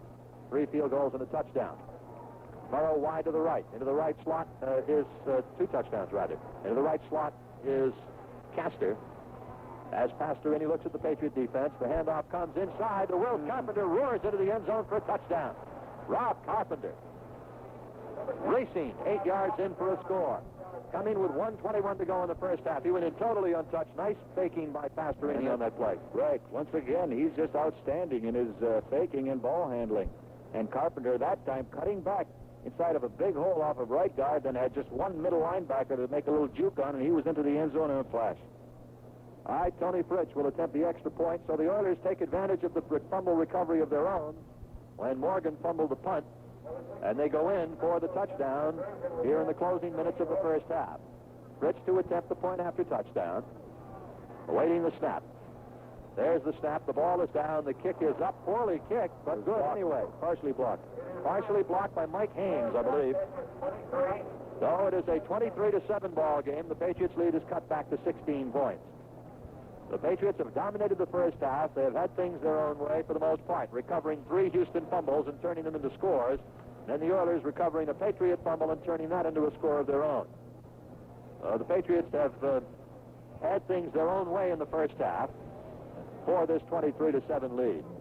But the one time that Houston got any kind of field position in order to open up their offense, they looked most impressive, Gil. Started that drive at the Patriot 32 and went in 3 plays. Kenny Burroughs over the middle, and Kenny Burroughs dropped another one that could have been a long gainer for them. From what I've seen, Houston given any kind of field position can be awesome passing that ball. I think this game is going to be a tough one in the second half, because I know that they're going to go into halftime, look over the whole picture of the first half, and I think they're going to come out throwing that football. The Patriots are going to have to be on their toes. I look for a tough second half. All right, Tony Fritsch to kick it off. End over end. The wind kills it a little bit. McAllister has it at the 20, hitting the left at the 25, spins away from the man at the 30, 35, and out to the 40-yard line. A fumble at the 42, and the Oilers recover. Some great running by McAllister, but he fumbled the ball when he was hit at the 40-yard line, and the Oilers recovered it at the Patriot 42, and suddenly Houston has a chance to really get back in the ball game. And they're that type of team. Yeah, they can strike in a hurry. Pastorini has been on the money with most of his passes, and he's looked sharp. And he's elected to go to the play action. He fakes a run into the line, either to Campbell or Wilson, holds that ball on his hip, and he does it so well. They send Barber wide to the right side. Castor into the left slot. Wide to the left is Burrow. First and 10, Houston. The backs in a wide split at the Patriot 42. Pastorini back to throw. Here's the rush. He fires over the middle. It is dropped by Ken Burrow at the 30. Burrow, as he was about to catch the ball, was stripped of it by Tim Fox. Here's a guy who's had a great season. Right, he's an outstanding receiver, and Fox has had a fantastic year. No mistaking that. Burroughs probably should have had that one, too. He had to reach back for it a little bit. Pastorini on a straight drop-back pass on that particular play, and he had his man coming over the middle. They are electing to go over the middle in their passing. Burroughs is a big home run threat, but the one question about him throughout his career has been the fact that he drops a lot of passes, and he's dropped 2 today. Second down call. It comes on a cutback to Carpenter, and he is planted at the 42 by Sam Hunt. Pastorini tried the same type of cutback as he ran for the touchdown a few minutes ago, or a few seconds ago, actually, and Carpenter was really level this time for no gain. Third down and 10 for the Oilers at the Patriot 42. The Oilers taking a timeout with 55 seconds to go in the first half. Patriots leading 23-7. 3 field goals for David Posey and touchdown runs by Horace Ivory and Steve Grogan have accounted for the Patriots' 23 points. A touchdown run by Rob Carpenter accounting for the Houston Oilers' 7 points. Other scores. It is Miami 16 and Buffalo 7 in the second quarter. The Jets 3, Philadelphia nothing in the first quarter. And what is that? 14-10. Detroit leading Tampa in the second quarter of their game. Washington and the Giants are tied. Well, no score in the first period. And let's see, 14-10 Detroit over Tampa in the second period. Houston very similar in their play as the Patriots, Gil. Defensively, play the same kind of football, and also offensively in their passing game. I'll look now for Houston to try to go with the crossing patterns over the middle to their outside receivers and with some play-action faking. The Patriots do that so well. Harold Jackson, Stanley Morgan cutting across the middle, and it seems to me that Houston has concentrated their passing in that area. Renfro is in the left slot. Burrow wide to the left, and wide to the right is Castor. Lone setback is Carpenter. 3rd and 10 for the Oilers. Pastorini is back to throw. He lets it go long and deep and incomplete. Intended for Burrow and well overthrown. Haynes coming over trying to make the interception was just a little bit short of the ball. 4th down and 10 for Houston at the Patriot 42. And, of course, they're going to go for it here. They're too far away for a field goal. With 49 seconds to go in the half. Now, at this point, we're either going to see a big defensive play or a big offensive play that could turn this game a little bit around anyway. Should they come up with a first down and come close to getting another score, could help them. And if the defense can do their job, stop them from getting a first down or a touchdown, can turn it their way. 4th down and 10, Houston at the Patriot 42. Double tight ends. Burrow wide to the left. Renfro wide to the right. Carpenter the lone setback. Pastorini back to throw. Here's the rush. Shawn is there. He gets the ball away for Burrow, but it is out of bounds and incomplete. 4th down, and the Patriots take over at their own 42. Good defensive series there for the Patriots, Gino, after the Oilers recovered a fumble. And the big first down play, once again, the key, because then it forced Houston to change it around a little bit. They tried to run Carpenter up in there into that cutback again. When that hole wasn't there, then they were faced with a 3rd down and 10, and they had to go for the first down or beyond it. And also on 4th down, the Patriots played it as so. Oh, we have 42 seconds to go in the first half. The Patriots have the ball 1st and 10 at their own 41-yard line. Steve Grogan coming off the sidelines after conferring with Chuck Fairbanks as to what the Pats will do in the final 42 seconds of the half. They lead 23-7. And another strong first half performance for the Patriots. Out of the huddle they come. It is Jackson to the right, Morgan to the left. Grogan, play action on 1st down. Back to throw. Over the middle he fires. It is complete to Morgan at the Oiler 40. He's tackled back at about the 42. Patriots call a timeout as they are not content to sit on the lead of 23-7. They came out and threw on 1st down, driving down to the Houston 42 on the completion from Grogan to Morgan. Now the Patriots call a timeout, and Fairbanks now chatting with Grogan on the near side. The Patriots trying to go for another score. Miami 23, Buffalo 14, second quarter of their game. Next week, the Dolphins must play these very same Houston Oilers in Houston. They're very, very tough at home, the Oilers. They've had their problems on the road, with the exception of the one game at Pittsburgh on a Monday night where they just played a marvelous game and upset the Steelers. Now Grogan comes off the sidelines. Gino, are you surprised that the Patriots went to try to move the ball down the field and score here in these final seconds? I think this is part of the maturity that we talked about, Gil. You just can't sit on leads against teams like this. You have opportunities. You got field position. You know that the defense is going to play a certain defense. In a situation like this, you take advantage of it. Here they have the middle wide open. When you got 40 seconds, when you got 30 seconds, there's always that chance to score, and you never got enough points in this game, so you go get them when you got that opportunity. Grogan is 5 for 9 through the air for 102 yards passing. Cunningham, the leading rusher, with 70 yards and 12 carries. 1st and 10 Patriots at the Oiler 42. Wide left is Morgan. Left slot is Jackson. Grogan back to throw. Sets it up. Fires over the middle, complete to Andy Johnson. He is down to the Oiler 32-yard line. Patriots now running the 2-minute drill. They are first, as let's check it, 2nd down and 9 at the Oiler 33. 17 seconds to go in the half. Grogan back to throw. Fires over the middle. It is complete to Cunningham for a first down. Inside the 30 to the 28-yard line. The Patriots take a timeout with 9 seconds to go in the half. So they have time for one more play before they would call on David Posey. From here, it would be a 45-yard field goal attempt, but with the wind at his back. Well, the way he's been bombing him, the ball's been sailing way into the stands. I don't think he's out of range. That's for sure, and he does have that wind at his back. I thought the Patriots unwisely that time tried to hurry those plays. They had 2 timeouts, and you might as well use them in a case like this. So when they tried that hurry-up offense and they rushed their play, it does not have the effect that it would have when you start right from a good set. So here we're down to 9 seconds. They started the play with somewhere around 30 seconds. So those timeouts aren't any good to you unless you use them. Well, they called one here to decide what they're going to do on the 1st and 10 at the Oiler 28, and they'll use their next one after this play, assuming it doesn't use up 9 seconds, or assuming they don't score a touchdown on it. Be interesting to see what they come up with. Grogan strolling back to the huddle. Now Steve is going over to the referee. And I don't know what that was all about. I hope you don't know what he said to Otherwise, you got a pipeline that I don't know about. Grogan snaps him out of the huddle. Morgan wide to the left, Jackson to the right. Francis tight to the right side. Maybe split off a yard. The backs are in a split. Grogan is back to throw. On first down, over the middle. It is complete to the 20-yard line to Andy Johnson. And the Patriots call their final timeout with 3 seconds to go in the half. And David Posey comes out to attempt another field goal. So Andy Johnson hauling in the pass down to the Houston 20-yard line, just a quickie. And the Patriots move the distance they wanted to get within a little more reasonable field goal range. It'll still be a pretty good kick. It'll be a 37-yard attempt for Posey. He has already hit one 37-yarder here in the first half. Only marked at the 21. So it'll be a 38-yard field goal attempt now for Posey, with Dick Kahn to hold. Ball in the near hash mark, slight angle to the left for Posey.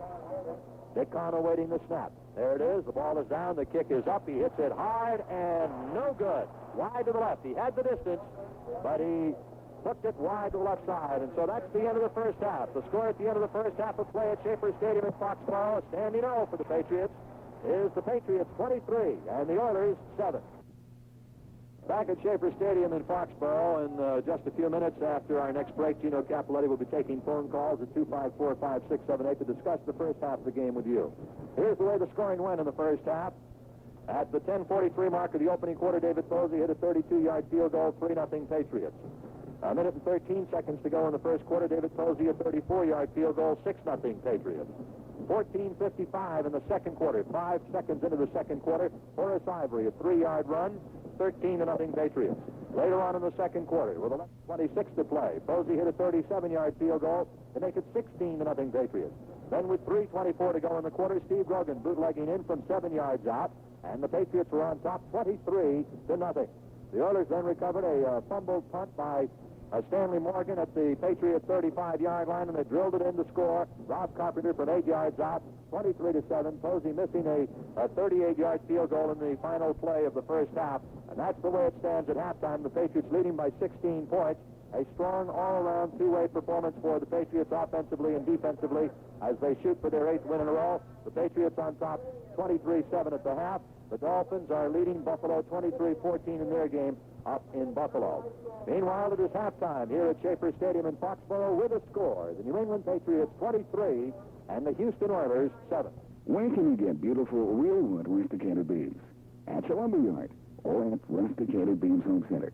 Rusticated beams are the quality finishing touch for any room's decor. Rusticated Beams Home Center has everything for your home. Paneling, insulation, hardware, tools, and more. All brand name merchandise. See the original Rusticated Beams at Rusticated Beams Home Center, 1542 Main Street, West Warwick. Accept no substitute for genuine Rusticated Beams. WHRIM with the best country music, Patriots football, and lots more, including the one and only Paul Harvey. Hello, Americans. I'm Paul Harvey. 3 times daily. Aunt Clara was moving to a smaller apartment. Paul Harvey, America's most famous radio news commentator. Mornings at 8:30, middays at 12:30, and afternoons at 3:05. Paul Harvey, only on 1110 WHIM. And now you know the rest of the story. Boat owners are usually very demanding, insisting on sparing no expense to equip your boat with the very latest equipment and options, and that's the way it should be. Why then should you be any less demanding when it comes to select for your boat? It's every bit as important to be very careful about selecting who insures your vessel. Someone who specializes in marine insurance, someone who speaks your language and understands the differences in depreciation, for example, or whether your spinnaker is covered when racing, or scores of other details that could cause you problems at claim time. Someone like Ben Basin Yacht Insurance in the new Melville Yacht Basin in Portsmouth, Rhode Island. Rhode Island in southeastern Massachusetts' newest and finest location. Ben Basin Yacht Insurance, professional, knowledgeable marine insurance agents, will make sure you have the right carrier and insurance plan for your vessel. Stop in and talk with Richard Wilson at Ben Basin Yacht Insurance. Let him design a perfect insurance plan for your pride and joy. It just might be the best piece of equipment you can buy for your vessel. In Rhode Island, call 683-4512.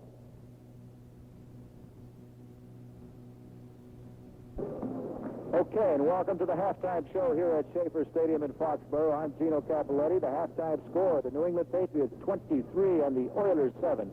Other quick scores, Detroit 14, Tampa 10 in the second period, Philadelphia 7, the Jets 3 in the second period, and Washington and the Giants tied at 3 also in the second period, and Miami leading Buffalo.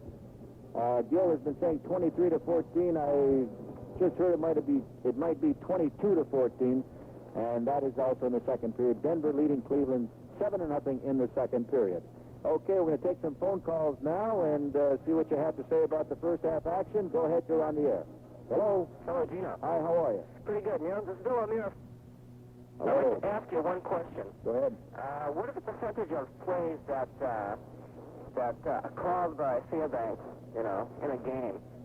The percentage of plays, well, they're actually not called by Fairbanks. It's like a conference amongst the coaches. They have two coaches up in the press box who are sending the plays down, and they're sending them to Chuck. Of course, they talk to him about them, and Ron Earhart and Ray Berry calling them from up here, and so then they send them in. But I would say that a great portion of them are sent in, and Steve Grogan has the option to check it off once he gets at the line of scrimmage or call a play that he would rather call in the huddle.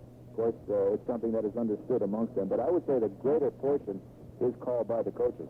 Yeah, have you read anything in the development of Steve Kiner? Are we playing for Houston in the linebacker position? Well, he's held down that regular linebacker position for the Houston Oilers ever since he left the Patriots. So, he's been there a long time, and he's obviously doing the job. Go ahead. Okay, and also, Sam Cunningham, I called you a few weeks ago, and I told you I thought he might be off through, but I don't think he'd be doing much better, He's doing as good as he can. Well, Sam was a little disappointed in what he has been doing earlier in the campaign. Like Gil has said, he fought off some shoulder and knee injuries early, and he wanted to carry the ball more, and he felt like he could be doing more for this team, running the ball, and he just needed a little vote of confidence. He got it from the coaching staff. They gave him the ball, and he's been doing the rest. He's just been outstanding in the last...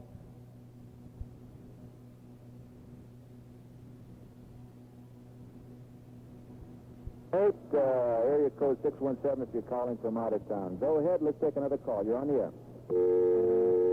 You were on the air. Hello? Okay, I guess we lost that caller for a moment, but perhaps we'll get it back again. All right, is he there now? No, not yet. Okay, well, let's look at some of the first half stats. As soon as we get this cleared up, we'll take some more calls.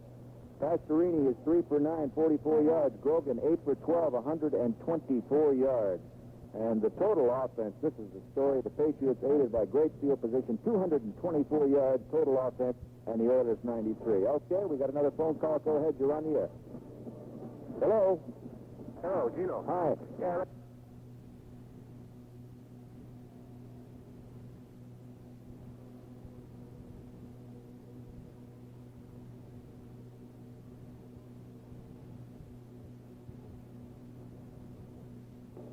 Andy Johnson, 4 carries for 12 yards. Grogan himself has carried 4 yards, 4 times for 21 yards. Earl Campbell, the other side, has carried 10 times, 31 yards, and he has come into this game with some terrific running back and football player, and the Patriots have done well to contain this guy up to halftime. So that's really the story of the stats. Let's go back to some phone calls. Go ahead. Hello. Hello, Gino. Hi, how are you? First-time caller. Okay. This is Dan from Arlington. I'm a season ticket holder. I'm a little under the weather today. I'm just wondering, point of information. All right. If the Patriots go to the Super Bowl, do we as season ticket holders get preference? Do we get any preference in far as getting the amount of tickets? If you're a season ticket holder, yes. Every season ticket holder will be allotted so many per ticket that they have as a season ticket. If you know what I mean. Like if you have 10 tickets, you're going to be allowed so many to purchase as a Super Bowl Do the Patriots send us any information on that? Well, they haven't got to that point yet. It's a little premature at this time. Well, I don't think so. Ah? You guys keep doing a good job, all right? Well, we're not doing it, I'll tell you that. The team You guys is really do it, too. They're playing outstanding football, and they're taking advantage of opportunities that are given to them, and that is what a good team will do, and they're doing it, and they did it today. Now, mind you, Houston is a team to be reckoned with, and I'm sitting here, and we got a nice, comfortable 23-7 lead at this point, but I think they're still in the ball game. The Houston Oilers can move that football, and if they get any opportunities, it could be a little closer in the second half. We'll get them, don't worry. Oh, I'm not worried, but I'm a little bit aware of the fact that they can do it, okay? Thanks, Gino. All right, thank you. All right, go ahead, let's take another call. Go ahead, you're on the air. Hello? Hello. Hello. Yeah, you got your radio on, sir? We're having a little difficulty once again. All right. Well, go ahead. You're on the air. Hello? All right. Halftime here at Schaefer Stadium. We're trying to get some phone calls. We've had a little difficulty as of late here, and if we can get that cleared up, we'll take some more calls. At this point, once again, the Patriots leading the Oilers 23-7 at halftime. Okay, the halftime score is Patriots 23, the Oilers 7. Stand by for the second half kickoff. Mr. Businessman, do you have material handling problems? Consider the Krellen solution. The Krellen solution has become the problem solver for many southern New England businessmen. Krellen Handling Equipment Company is New England's largest fleet of Alice Chalmers lift trucks available for short or long-term leasing. And every Alice Chalmers lease is custom tailored to fit your exact requirements. Why tie up your capital? Lease quality Alice Chalmers lift trucks from Krellen. Why have maintenance problems? Let Krellen maintain your lift truck. A Krellen Alice Chalmers lease eliminates downtime with loaner machines if yours don't work. Why have more equipment than you need or less when Krellen's lift truck leases give you just what you need? Call Krellen for a complete survey of your material handling needs. In Rhode Island, call 438-6400. That's 438-6400. And in Worcester, call 617-869-6501. Krellen Handling Equipment Company, the solution people. Oil burner repairs killing your budget. Is your present service contract too high? Douglas Oil has a fabulous offer for you. You see, Douglas Oil offers you complete protection with an all-inclusive oil burner contract for only $15 per year. You heard right, $15 per year when you buy your oil from Douglas. Listen, no limit on service calls, day or night. Includes parts, labor, annual cleanups. No gimmicks. Parts covered listed, parts not covered are listed. Money cheerfully refunded if not completely satisfied within 60 days. Why pay more? Examine our contract today. No obligation. Call today or stop in. Check out the new super discount on oil. Save 2.5 cents per gallon for prompt payment. Douglas Oil. Thousands of satisfied customers in the area. Check the conservation specials on boilers and burners. Stop in today. Douglas Oil, 667 Douglas Avenue, Providence, or call 331-5223. 331-5223. Douglas Oil, super service from a super company with a super deal. WHIM, where you can hear Joe Lavero with the best country music. Norm McDonald's forecast, Jim Meade and Paul Harvey News, and win in country music bingo, beginning tomorrow morning at 6:30. WHIM Providence. Teams now coming back out on the field. We're getting ready for second half action. One other late score we have. Chicago has gone out on top of Minnesota 7-0 in the first period. And also New Orleans on top of Atlanta in the first period 3-0. Well, let's pause 15 seconds. This is the BZ Patriots Football Network. WHIM, where we have your country music and much more, including America's most famous and most unique radio news commentator, Paul Harvey. Mornings 8:30, middays 12:30, afternoons 3:05. WHIM Providence. And we've just been informed that Buffalo has narrowed the gap at against Miami. They're playing in Buffalo. It's now 22-17. All right, here are the official first half stats. We'll recap the first half for you. The Patriots 14 first downs, the Oilers 6. Total yards 231 for the Patriots, 98 for the Oilers. Rushing 45 yards for the Oilers, 123 for the Patriots. So the ball control, really the story in the first half, and a good field position. The turnovers early in the first half, with Houston fumbling, the Patriots recovering. They kept the Oiler offense off the field for a greater portion of the first quarter and into the second quarter, and I think that this really was the story, as the Patriots then were able to have their offense develop the good rhythm that they needed to have such an awesome running attack against a strong Oiler defense. And this is exactly what they have done. The Oilers, I'm sure, just retreating and regrouping at halftime, down 23-7. I have been impressed with Dan Pastorini, his play-action faking, his ball handling, and his passing. Ken Burrows dropping 2 of the passes. Pastorini was 3 for 9 in the first half, not that impressive, but take away those 2 drops that could have been receptions, and it could have been different. So I look for Houston to come out throwing that ball in the second half, Joe. I think, Gino, the most impressive statistic of the first half to me is that the Patriots had 108 yards rushing in the first half. The Oilers defensively are one of the best teams in the league in stopping the run. The Patriots ran into the Oilers' strength and were able to do a pretty good job on them. I think also we have to consider the field position in which they started their series, and that helped their running game considerably. Posey set to kick it off. Deep for Houston. Durden to the near side and Poole to the far side. Posey kicking off from left to right with the wind at his back for the third quarter. And it's a high twisting kick coming down to Durden at the 9. He drops it, picks it up, heads to the right at the 15, trying to cut up the middle of the 20, and is hit at about the 23-yard line. Covered by rookie Mike Hawkins, along with number 83. Getting up off the pile, Don Westbrook. Westbrook has been doing an excellent job on the special teams for the Patriots. I'd like to point that out. Don, reserve receiver, has been doing a good job for them. Patriots special teams, Gino, today appear to be playing better than they have in some time. Well, they're picking it up as the year goes on. The rest of the team playing well. It usually falls right in hand. All 3 areas and segments of the team start to develop and play well. Carpenter, the fullback, and Campbell, the tailback. Back to throw is Pastorini on first down. He fires to the near side. It is caught by Ken Burrow. Up and out of bounds at about the Patriot 39-yard line. So a pass completion on the out, the deep out, to Ken Burrow for a first down for Houston. So obviously the Oilers in the second half, or at least off of that first play, will be doing something that I thought they'd be doing coming into the game, and that is throwing on first down to try to mix up the Patriots defensively. Lunsford, Hamilton, and Bishop the front line. It is 1st and 10 Houston at their own 39. On the right wing is Castor. Wide to the left is Burrow. The give comes to Campbell, sweeping wide to the right. He is hit as he gets to the 40, 41-yard line. Chasing it down from the backside to make the tackle for the Patriots was Ray Hamilton. Excellent play. Lunsford had him up front, and Hamilton came in from the backside to bring Campbell down by the shoe tops. It is a gain of 2 yards to the 41-yard line, second down, and 8 yards to go Houston at their own 41-yard line. An official timeout has been taken here.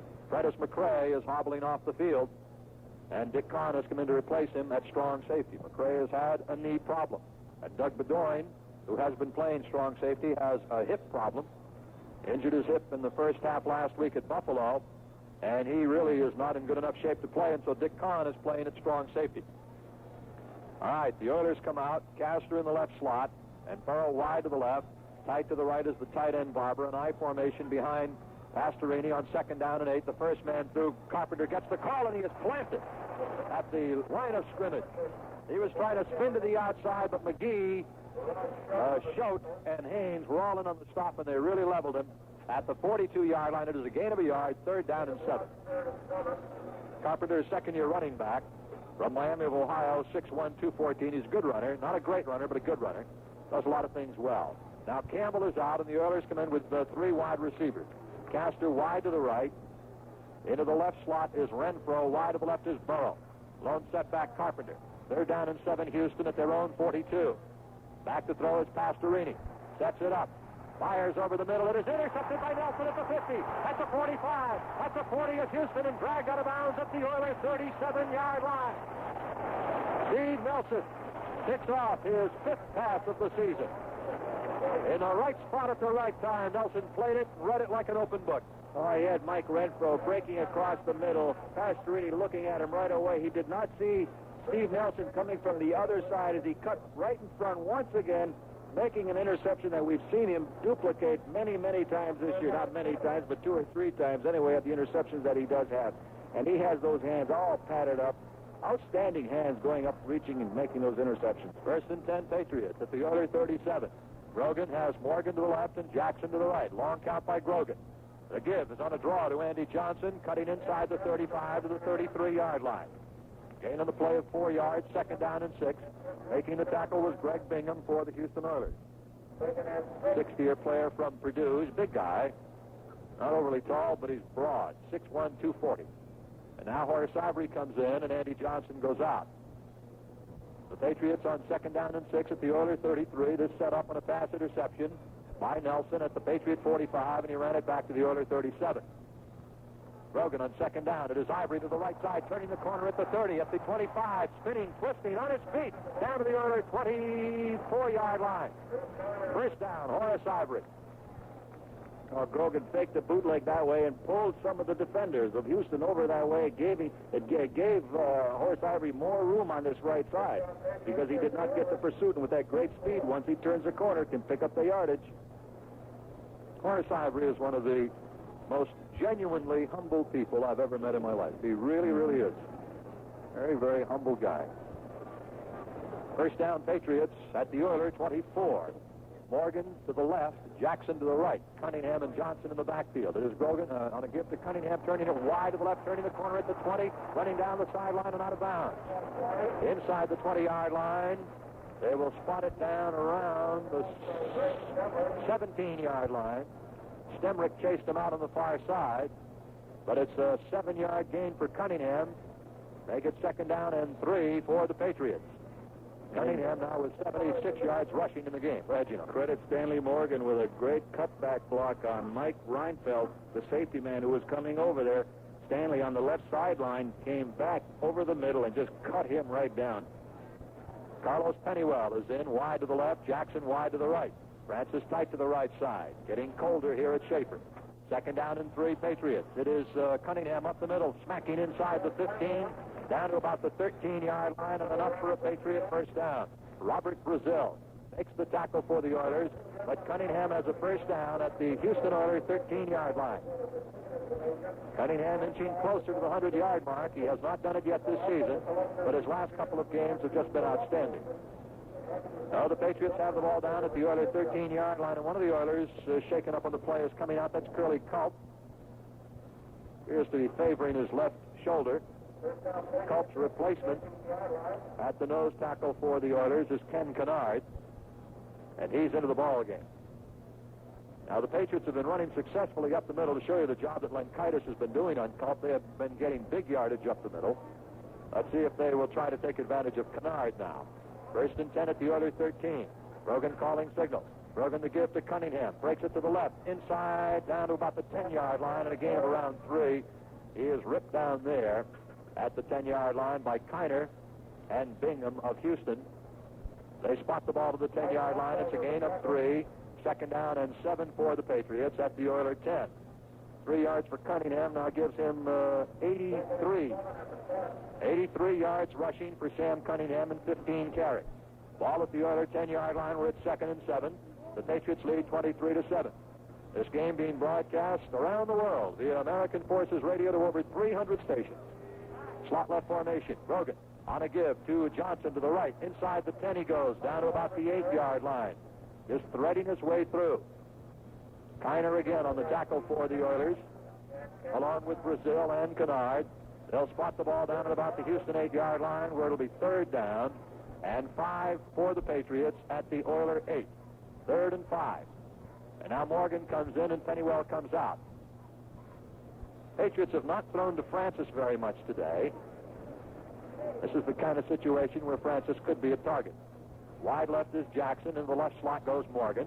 Cunningham, the fullback, offset left half is Ivory. Francis tight to the right. Brogan bootlegging to the right side. Going to keep it and go. Driving down, but stopped at about the 7-yard line. He gained only about a yard. Washington was there for the Houston Oilers, along with Mike Renfell. Well, they tried to run the option play with Horace Ivory coming to the same side. He had no chance to make the pitch. Houston strung it out beautifully and forced Grogan to carry it up inside, and yet they were there to stop him. The gain was to the 7-yard line. It is 4th down, and the field goal attempt will come from around the 15-yard line. Be about a 25-yard kick attempt for David Posey. Dick Kahn kneeling down at the 15-yard line. 25-yard field goal attempt for Posey. 9:50 to go, third quarter. There's the snap. The ball is down. Posey hits it up and hit the upright. No good. It hit the upright and dropped off to the side. So the field goal attempt by Posey is no good. And the Patriots stand at 23-7. With the score, the Patriots 23, the Oilers 7. Let's take a timeout.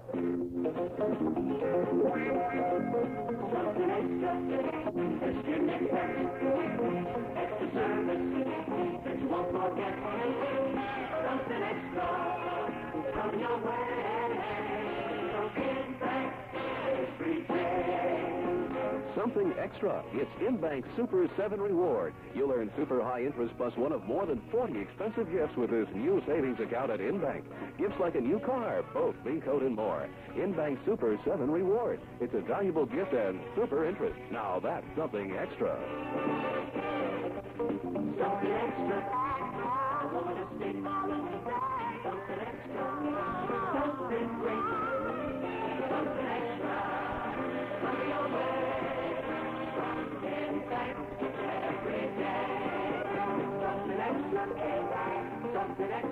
Member FDIC.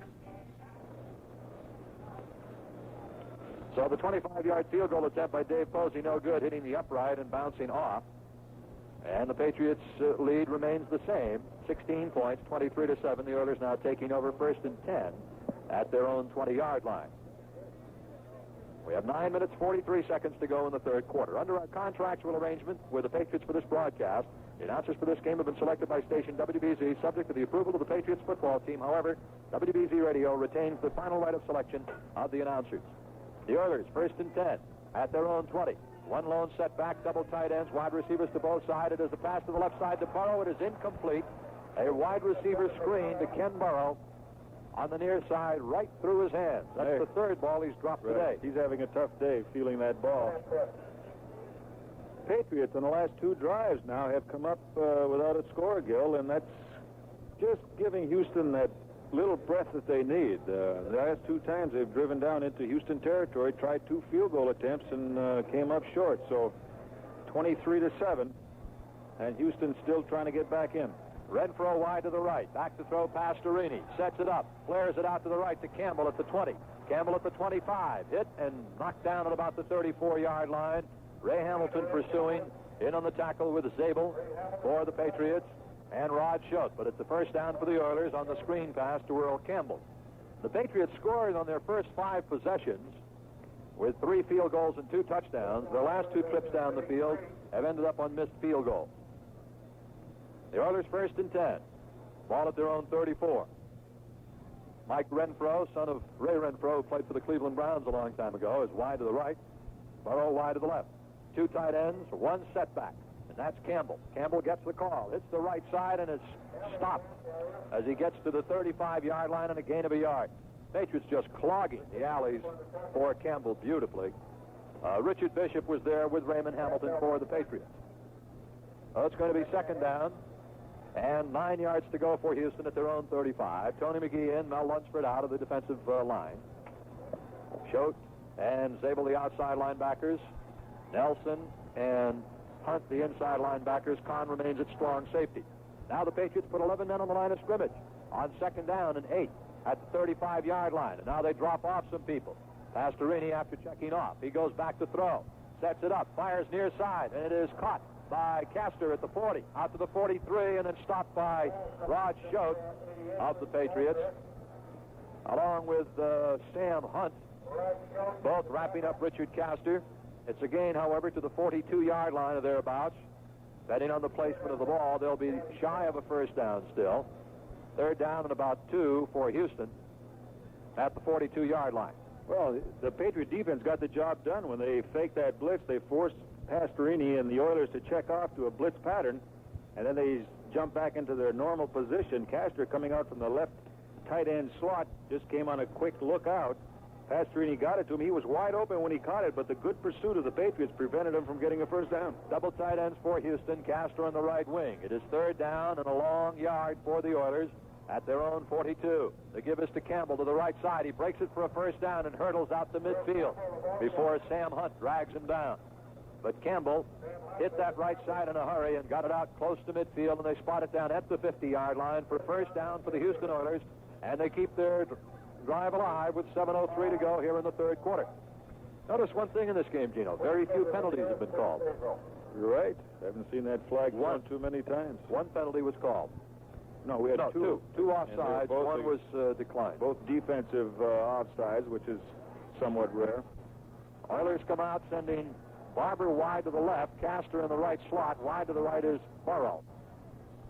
It's a give to Campbell on the draw, and he is nailed at midfield. Ray Hamilton making the first hit and then let everybody else come in to support. Hamilton got help from Haynes, Lunsford, and Hunt. Hamilton has had an outstanding game for the Patriots. Oh, the Patriot defense, Gil, has really done the job. And so far, that is the key. Not allowing Houston to run the ball, forcing them to throw. Houston knows they can throw, but they have to try to run the ball. Second down and 9 for the Oilers at the Patriot 49-yard line. High formation behind Pastorini.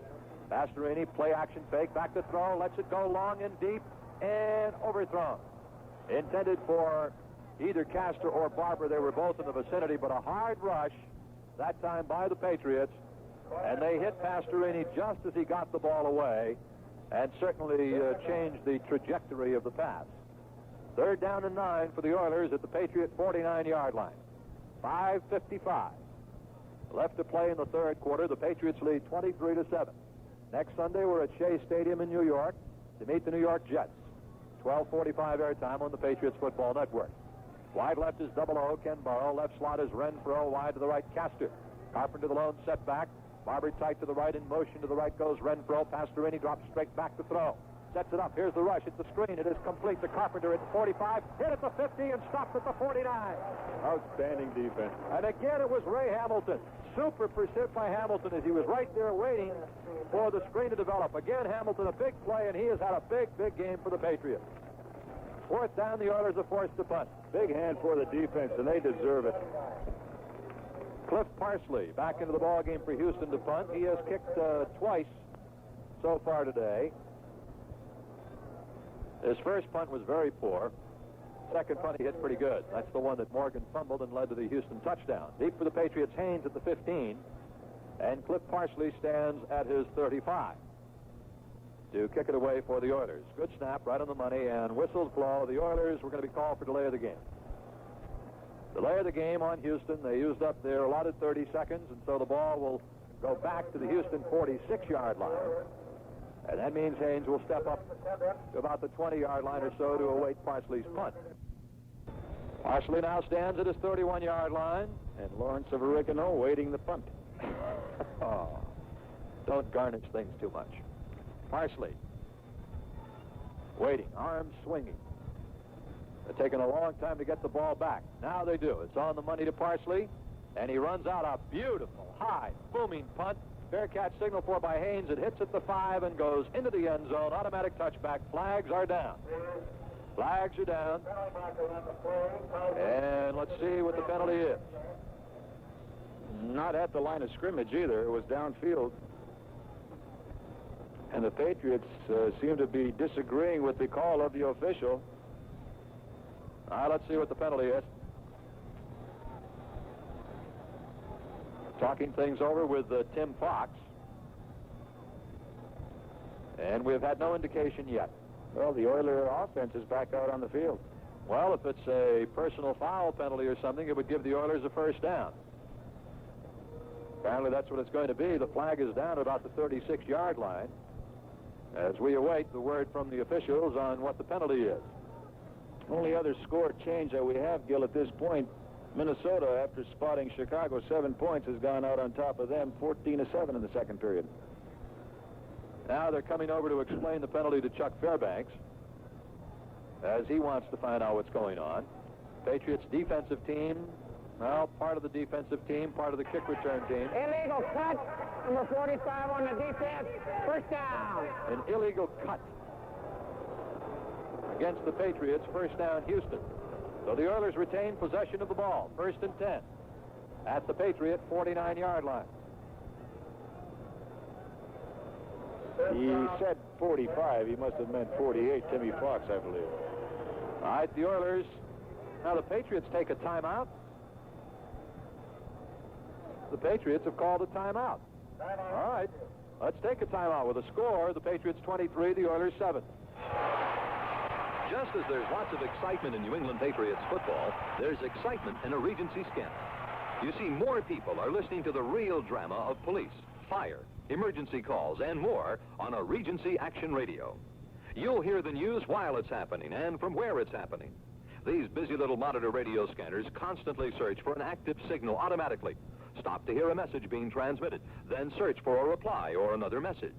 No fiddling with dials, and you don't need any technical knowledge to operate Regency Action Radio scanners. If you want to get the inside story, get a Regency scanner. Then you'll really know what goes on in your town. There's a wide choice of models from $84.95 and up to the new no crystal units, plus a special factory rebate. Regency. When it comes to scanners, they lead the league. See your nearby Regency dealer, and in Hope, all stores, Massachusetts and Rhode Island, Save Right, Woonsocket, East Providence, and Warwick, and Tony Goodrich, Television City, Cranston. Well, the penalty against the Patriots, Gino, for the illegal cut on the punt return, giving the Oilers an automatic first down. And this keeps Houston very much in the ball game, because if they score on this possession, now you got a 23-14 ball game as you head into the final quarter, and just about anything could happen. Pastorini can really throw the ball. And the Oilers are a dangerous team. Patriots have had things all their own way thus far. Wide to the right is Renfro, to the left is Burrow.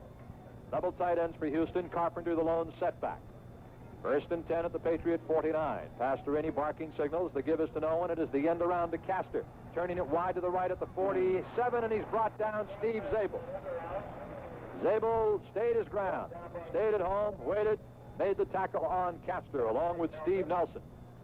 It is a gain of 1 yard on the end around to Castor. Now, it was slow in developing, and I think that's what enabled the Patriot defense to get over there. Although Zabel held his ground, he needed help.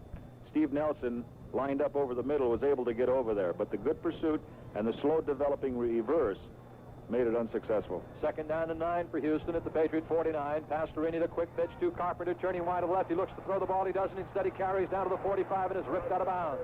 On the near side by Richard Bishop, who brought him down along with Steve Nelson. Nelson's having a great year. If he doesn't make the Pro Bowl this year, there should be an investigation. He's just having an outstanding year. Ball spotted down to the Patriot 45-yard line, where it is third down for the Oilers and 6 yards to go. 3rd and 6 for Houston at the Patriot 45. Now McRae is back in as an extra defensive back. Hunt comes out and Lunsford goes in. And Nelson comes out. 3rd down, 6 for Houston at the Patriot 45. Slot right formation, Renfro. Pastorini goes straight back to throw. Sets it up, fires over the middle. It is complete to Carpenter at the 40, 35, and down to the Patriot 33. Goes Rob Carpenter, good all-around back. He's brought down by Michael Haynes and Steve Zabel, but it's a first down for the Oilers to the Patriot 33, and so Houston is marching to the Patriot 33-yard line with 3:51 to go in the third quarter, and the Patriots leading 23-7. That was the halftime score. And one of the many big third down plays that you see. That one coming in favor of Houston. They had to keep this drive alive in order to get back in there. Slot right formation for the Oilers. Barber wide to the left. Renfro in the right slot. No tight end in there. Pastorini, play action. Back to throw. Shoots it. It is caught by Barber. Down to the 15-yard line. First down for Houston to the tight end, Mike Barber. Pastorini is really pulling the trigger on that rifle of his. Got a blitz from Steve Zabel on the weak side that time. Left one man open. And you had a one-on-one situation over the middle. Now, the importance of running for Houston is that they like to do a lot of play faking, a lot of play action, and run their passing that way. So if your running game is not going, it doesn't help that play action pass that much. That's why they try desperately to run in this game. First and 10, Houston at the 15-yard line. Pastorini checking off at the line of scrimmage. Pastorini on the give to Campbell to the right. He finds a hole. He's inside the 10 and down to the 6-yard line. Earl Campbell shot through there like fired out of a cannon, hitting to the right side. Down to the Patriots' 6-yard line, where it'll be second down and about a yard to go for the Oilers at the Patriots' 6. And Houston now beginning to pound on the door. 23-7, the Patriots lead, but the Oilers threatening to close the gap. Out of the huddle comes Houston. Renfro's in the left slot. Burrow is wide to the left. Campbell and Carpenter are the setbacks. They are split. Behind Dan Pastorini, tight end right is Barber. Pastorini calling signal, 2nd and 1. The give is to Campbell. To the right, cuts back to the left, and he's stopped as he gets to the 5. It'll be third down and less than a yard for Houston at the Patriot 5. Schote and Hunt and Hamilton all in on the tackle. And a Patriot player shaken up. That is Steve Zabel. And he's coming out, and Steve King will come in. Zabel coming out pretty much under his own steam. He's been playing with a bad shoulder the last couple of weeks. Campbell, a slashing type runner. He gets in there so quick and with such power. He's carried 16 times for 54 yards in this game. Third down and less than a yard to go for Houston at the Patriot 5-yard line. The Oilers come out double tight ends. Campbell lines up now as the fullback with Carpenter offset as the left half. Now Carpenter comes up and sits on the left wing. Double wing formation for Houston.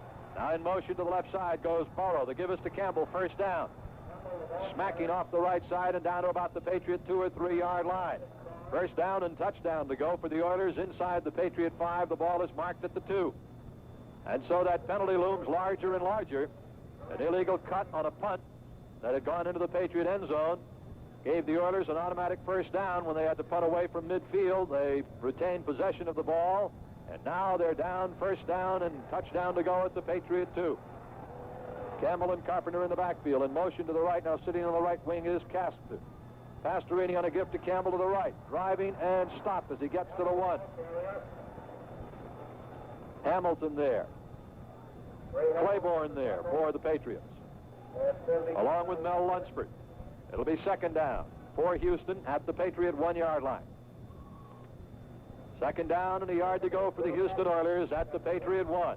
It's 23-7, the Patriots lead, with 40 seconds to go in the third quarter. Pastorini brings his Oilers out, double tight end, Castro right wing. Carpenter the fullback, Campbell offset right half. Pastorini looks over the defense. Carling signals on second down. The call to Carpenter, hurdles it up and in. Touchdown. Rob Carpenter to the right side scores his second touchdown of the game, coming here in the third quarter with 23 seconds to play in the quarter, and now it's 23-13. And the Oilers have come marching back from a 23-0 deficit to make it 23-14 with 23 seconds to go in the third quarter. A strong Houston comeback in this game.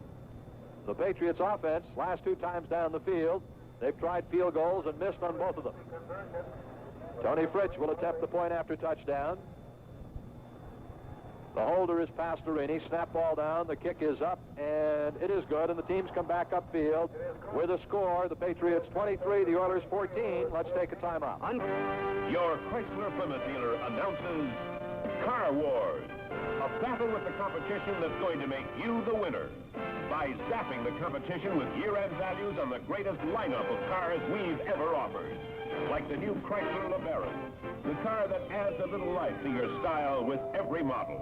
A sporty coupe that's got the competition running scared with options like soft leather seating and a T-bar roof.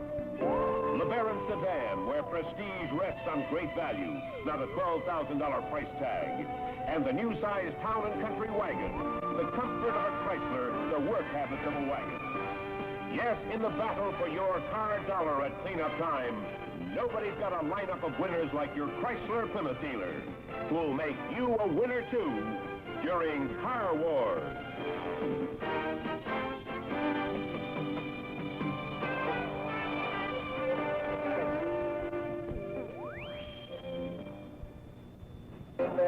Tony Fritsch to kick it off for the Houston Oilers, and Gino, they've come back strong here in this ball game, and I've got a feeling that the fourth quarter is going to be a rip snorter. Well, the 2 drives we talked about, the Patriots coming up short without any scores, just kept Houston alive a little longer. They took advantage with that big penalty. They drove 80 yards for a second touchdown in their ball game. All right, Fritsch to kick it off into the wind. Deep for the Patriots is Claiborne. He's up at around the 17-yard line. figuring on some help from the wind. Fritsch moves into the ball, and he hits it end over end.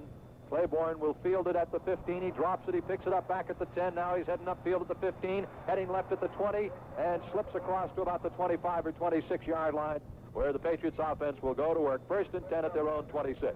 Let's pause 15 seconds. This is the BZ Patriots Football Network. 1110 WHIM with the best country music and much more, including Howard Cosell's daily sports commentary, mornings at 8:45. Here on the Country Giant, 1110 WHIM, Providence. Marked at the 24-yard line. The officials saying that Claiborne's knee touched down at the 24. So the Patriots are 1st and 10 at their own 24-yard line. Jackson wide to the right, Morgan to the left, Cunningham the fullback, Johnson on the left wing. Grogan on 1st down, calling signals. The give is to no one. Grogan on play action fake. Back to throw. Shoots it long and deep for Harold Jackson, and it is intercepted at the 28-yard line on a great defensive play by Willie Alexander.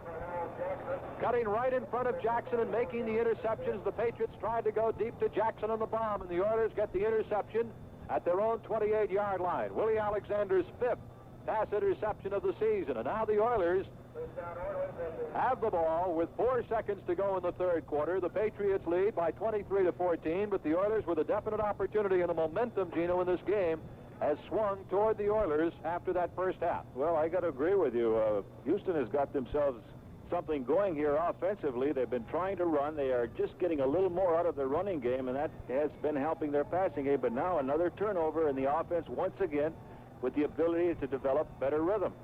Pastorini has them set. 1st and 10 at the Houston 28. Carpenter the fullback. Campbell offset left half. Pastorini on a give to Carpenter right up the chute, and he bangs it out to the 33-yard line. And a gain of about 5 yards on the play. That's the end of the 3rd quarter. The score, after 3 quarters at Schaefer Stadium in Foxboro, the Patriots 23 and the Oilers 14. And now we go into 4th quarter action. The Houston Oilers, trailing 23-14, have made a big comeback in this game. The Patriots dominated it. Wow, a big gust of wind just came in, almost blew Gil right out of here. But they've made a big comeback in that the Patriots in their last 2 drives were unable to come up with a score. And in doing so, they put on a sustained drive of 80 yards, aided by a penalty. And it turns out right now it could be a big penalty on a punting situation. Illegal cut of a defender going downfield, and it gave the ball back to Houston at midfield. And from there, they went down and scored. Dan Pastorini and Mike Renfro connecting on a good pass reception. A big 3rd down play also kept their drive alive. And then Earl Campbell blasted from the 16 down to the 6 and then down to the 3. And there's where Rob Carpenter carried in with 23 seconds to go in the 3rd period. They narrowed the gap, 23-14. Here we go into 4th quarter action. Here's Gil.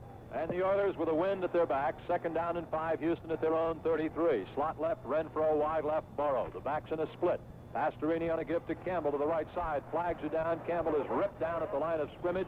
Again, Raymond Hamilton right there to make the stop with Mel Lunsford. But penalty markers are down. I think the Patriots were offside. They were. 5 yards will give the Oilers a 1st down. A crucial penalty here. Ball comes out to the 38-yard line. And offside, number 71 on the defense. Hamilton was the man offside, and the Oilers have a 1st down. So where they were stopped with no gain, the penalty gives them a 1st down. 1st and 10 Houston, they're 38. Wide left is Burrow. On the right wing is Renfro. Carpenter and Campbell in the backfield. Pastorini barking signals, looking at a Patriot 3-man front. The give comes to Carpenter, cutting back to the right side and hauled down when he gets to the 40-yard line. Beating him was Mel Lunsford of the Patriots as he started to cut left and then stopped and cut it back up inside. Ball spotted down at the 40-yard line. 2nd down, 41-yard line. 2nd down and 7 Houston. 14 and a half minutes to go. Richard Bishop leaving the field. We don't know what Richard's problem is. Right now, playing the right defensive end is Greg Shaw. On the right wing, Renfro. Wide to the left is Burrow. The give comes to Carpenter, bursting across the 45 and out to the 48, 49-yard line before Fox brings him down with help from Schout. But the Oilers pick up a first down out close to the 49-yard line, and Fox is not getting up. Quickly, Tom Helian out there with Mark Hennick to look at Tim Fox. And they're looking at his left leg.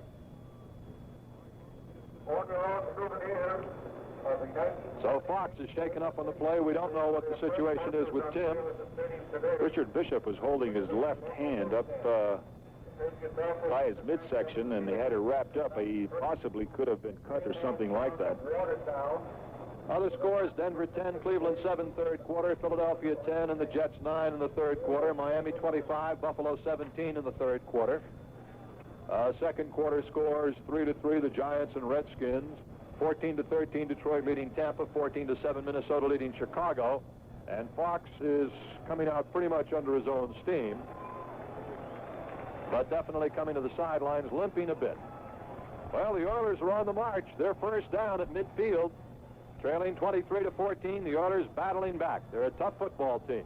Patriots led 23-0 late in the first half, but the Oilers scored inside the final 2 minutes of the half.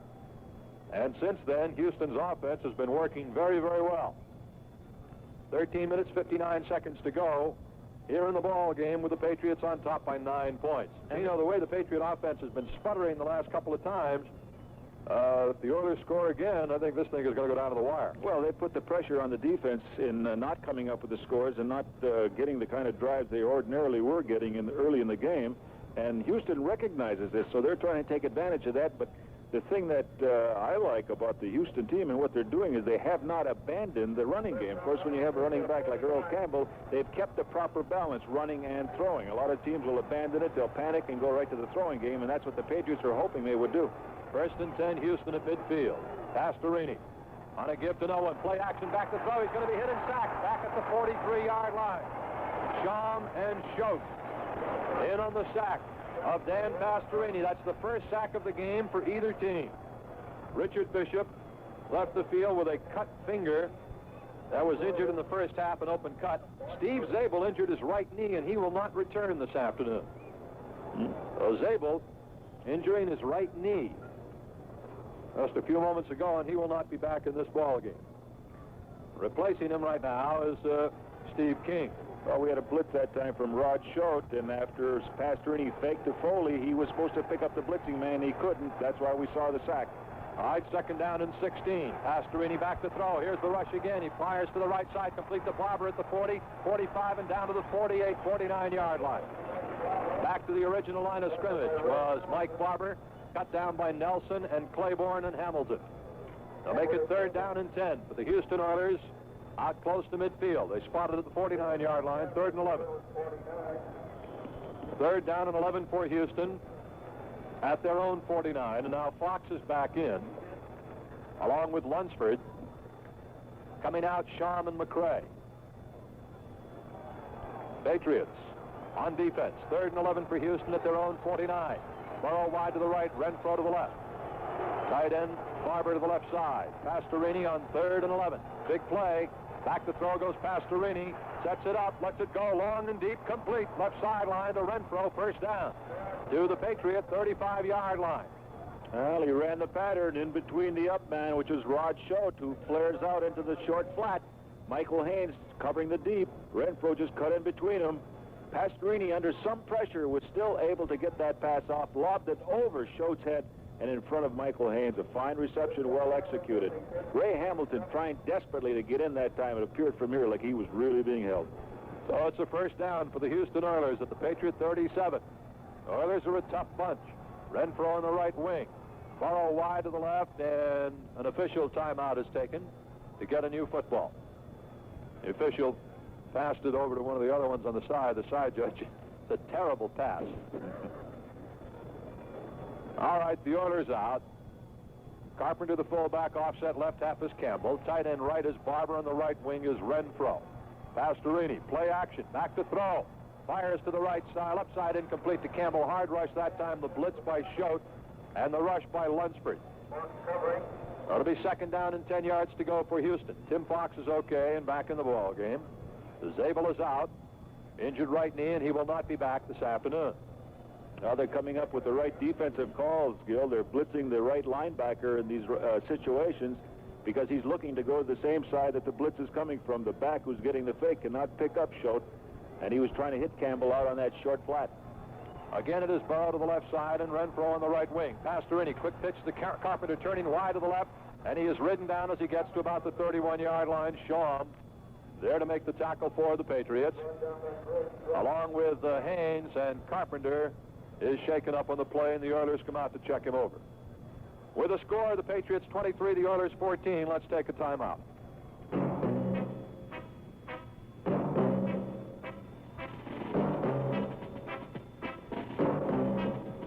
When you say but, you've said a lot of things nobody else can say.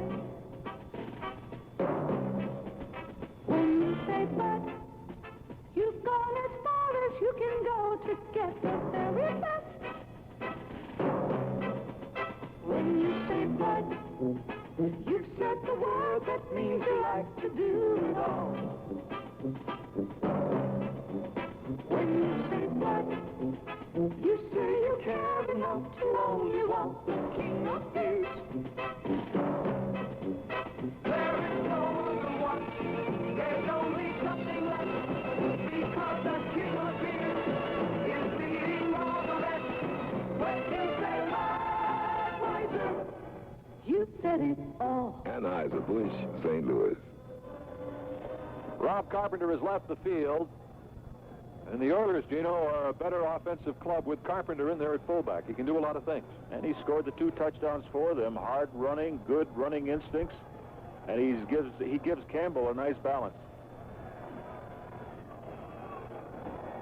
Ball down at the Patriot 31-yard line. 3rd down and 4 yards to go for the Oilers. 12 minutes, 8 seconds to go in the game. The Patriots 23, the Oilers 14. Steve King remains in as the left side linebacker, replacing Zabel, who's out with a knee injury. All right, 3 wide receivers in. Castor wide to the right, Renfro left slot, Burrow wide to the left. 3rd down and 4. Lone setback, Tim Wilson. Pastorini goes straight back to throw. Lets it go to the right side, and it is incomplete. Over defending was Tim Fox, banging right into the intended receiver. And that's the tight end, Mike Barber, at the 14-yard line of the Patriots. 4th down for Houston. And Dick Kahn coming over there to help. Rich Castor was going up the sidelines. It appeared like that's where Pastorini was going, Gil, and he looked like he was open. Barber, the tight end, then just came running right into the same vicinity, and it drew the safety man over there to help out Michael Haynes, the cornerback. The Oilers are marking a 48-yard field goal attempt. But keep in mind that Pastorini is a quarterback, and he's the holder. All right, 48-yard field goal attempt, or so it seems, for the Oilers. Pastorini set to hold, waiting for the snap. There it is, the ball. No, they're not. They pitch it to Carpenter running, smacking down inside the 20 to the 15 to the 13. Wow. Flags are down, however. How do I describe that one here? Pastorini took the snap, and while with one knee on the ground, just pitched it forward to Rob Carpenter, who cut through a big hole. The Patriots were offside anyway. All right, Rob Carpenter is lined up on the right wing in a kicking set. Okay, now he snaps it back to the holder, which is Dan Pastorini. So Carpenter, lined up in that right wing, now goes behind the line of scrimmage to the left side, running parallel. And Pastorini just takes the ball and flips it to him right behind the center, and then he runs right off of left tackle right up into a big hole. Talk about execution. You almost knew that there was going to be some sort of fake here, but not that type of play. So now Houston right down to the 14. All right, 1st and 10 Oilers. Slot right formation, Renfro. Wide to the right, Burrow. Wide to the left is Barber. Pastorini calling signals. The give comes to Carpenter inside, smacking down to the 10 to the 9-yard line. Gain of about 4, 2nd down and 6 for the Oilers at the Patriot 9. Making the tackle for the Patriots was Steve King. It's the first time I've seen that type of play on a fake field goal. I kind of suspected there would be a fake of some type. And it was a wing back around play with Carpenter doing the carrying. Wide left is Barber. Wide right is Burrow. Right slot is Renfro. 2nd and 6 at the Patriot 9. 23-14, the Patriots lead. Pastorini on a give to Campbell to the right, and he is hurled down as he gets to the 7-yard line. It'll be 3rd down and about 4 for the Oilers at the Patriots 7. Good defensive play by Steve King. Came crashing in, took out the blocker, the pulling guard. They both went down, but he managed to get a piece of Campbell going off right tackle and knocked him off balance. They mark it at the 8-yard line for 3rd down and 5 for the Oilers at the Patriot 8. Now Wilson lines up as the fullback. Campbell offset right half, slot left formation, Oilers. Pastorini calling signals for Houston. It is 3rd and 5. They give us to Wilson to the right. 1st down, driving to the Patriot 2-yard line and knocked down there by Nelson. But it's 1st and goal to go for Houston down to the Patriot 2-yard line. And so the Oilers have come storming back after trailing 23-0. The Patriots missing 2 field goal attempts, and the Oilers hanging close. It was 23-7 at the half, 23-14 at the end of 3 quarters, and now the Oilers are about to make it a 2-point ball game if they can get it into the end zone. 9:45 and the clock running. Houston is out. Double tight ends. Castor right wing. Carpenter the fullback. Offset right half is Campbell. The give is to Carpenter to the right. Hurls and is stopped at about the 1-yard line. It'll be 2nd down and a touchdown to go for Houston at the Patriot 1. As he just tried to hurdle himself up and over the pile. Well, you knew it was going to be a tough ball game against these Houston Oilers anyway. They're a tough football team. Right, and by getting out so quick and so far early in the game, 23-0, you can't say that the Patriots let up, but that fumbled punt late in the first half enabled Houston to have some field position. They got in for a score before halftime. 2nd down and goal to go at the Patriot 1. Pastorini looking him over, calling signals. The give is to Campbell, crashing to the left, and I believe he went in. Or did he? Yes, he did. He went in for a touchdown. Earl Campbell to the left side, smacks in from a yard out with 9:03 to go in the game. And now we have a ball game, folks, a real ball game, as the Houston Oilers have come marching back. Earl Campbell scores from 1 yard out. And now it is a 23-20 ball game, as Tony Fritsch will come on to try to add the extra point. Now it'll be incumbent on the Patriot offense to do something when they get the ball. All right, Tony Fritsch to attempt the point after, and Dan Pastorini is holding. Awaiting the snap. There it is. It's low, and the ball is blocked. No extra point. The Oilers missed the extra point. A low snap from center. The Patriots blocked it. And so the Oilers do not get the extra point. Now the Patriots are in a position where they don't have to worry about Houston coming down to kick a field goal that could win it. They could come down and get a field goal to tie it, but they do not get the extra point. That's a very, very big play at this point in the ball game. Let's take a timeout with a score. The Patriots 23 and Houston 20. Homeowners, are oil burner repairs killing your budget? Is your present service contract too high? Douglas Oil has a fabulous offer for you. You see, Douglas Oil offers you complete protection with an all-inclusive oil burner contract for only $15 per year. You heard right, $15 per year when you buy your oil from Douglas. Listen, no limit on service calls, day or night. Includes parts, labor, annual cleanups. No gimmicks. Parts covered listed, parts not covered are listed. Money cheerfully refunded if not completely satisfied within 60 days. Why pay more? Examine our contract today. No obligation. Call today or stop in. Check out the new super discount on oil. Save 2.5 cents per gallon for prompt payment. Douglas Oil. Thousands of satisfied customers in the area. Check the conservation specials on boilers and burners. Stop in today. Douglas Oil, 667 Douglas Avenue, Providence, or call 331-5223. 331-5223. Douglas Oil, super service from a super company with a super deal. So it's 23-20. The Patriots lead down to 3 points with 9:03 to go in the contest. Tony Fritsch to kick it off for Houston. Deep for the Patriots, Ray Claiborne at the goal line. And Fritsch awaiting the referee's signal to kick it off. A lot of errors in the kicking game this afternoon have been vital. Patriots dropping a punt. The Oilers picking it up and eventually scoring a touchdown. The Oilers fumbling on a kickoff. The Patriots recovering and going in to score later on. The kickoff comes down to Claiborne at the 5. Up the middle of the 10, heading left at the 15, 20. Turns it outside at the 25, still on his feet at the 30. Turning up to the 35 to the 36, and a flag down. Late hit. Late hit against Houston. That'll bring the ball out to midfield. Gil, there have been a lot of errors in the kicking game this afternoon that have resulted in the score that we have right now, 23-20. Errors on both sides of the field. Some bad kickoff to start the game from Tony Frisch gave the Patriots outstanding field position at the 49 of Houston, which they went in to score from. And then when Houston had to punt, he almost missed the ball, Parsley did, and the ball once again in great field position. 2 missed field goals, and now a fumbled punt. And here we missed the point after. So you're right, Gil, the kicking game playing a big role in this game. The ball marked down to the Houston 49-yard line, a late hit on Ray Claiborne, who had an exceptional kickoff return out to the 36.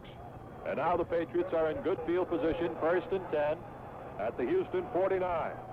Jackson to the right, Morgan to the left. Cunningham in the backfield. He gets the call off right tackle, driving it across the line of scrimmage and down to the Houston 44. Oh, that's what they needed, that good first down play. 5-yard gain for Cunningham and a first down gain of 5. It'll be 2nd and 5 at the Oiler 44-yard line. Time remaining 8.5 minutes. The Patriots 23, the Oilers 20.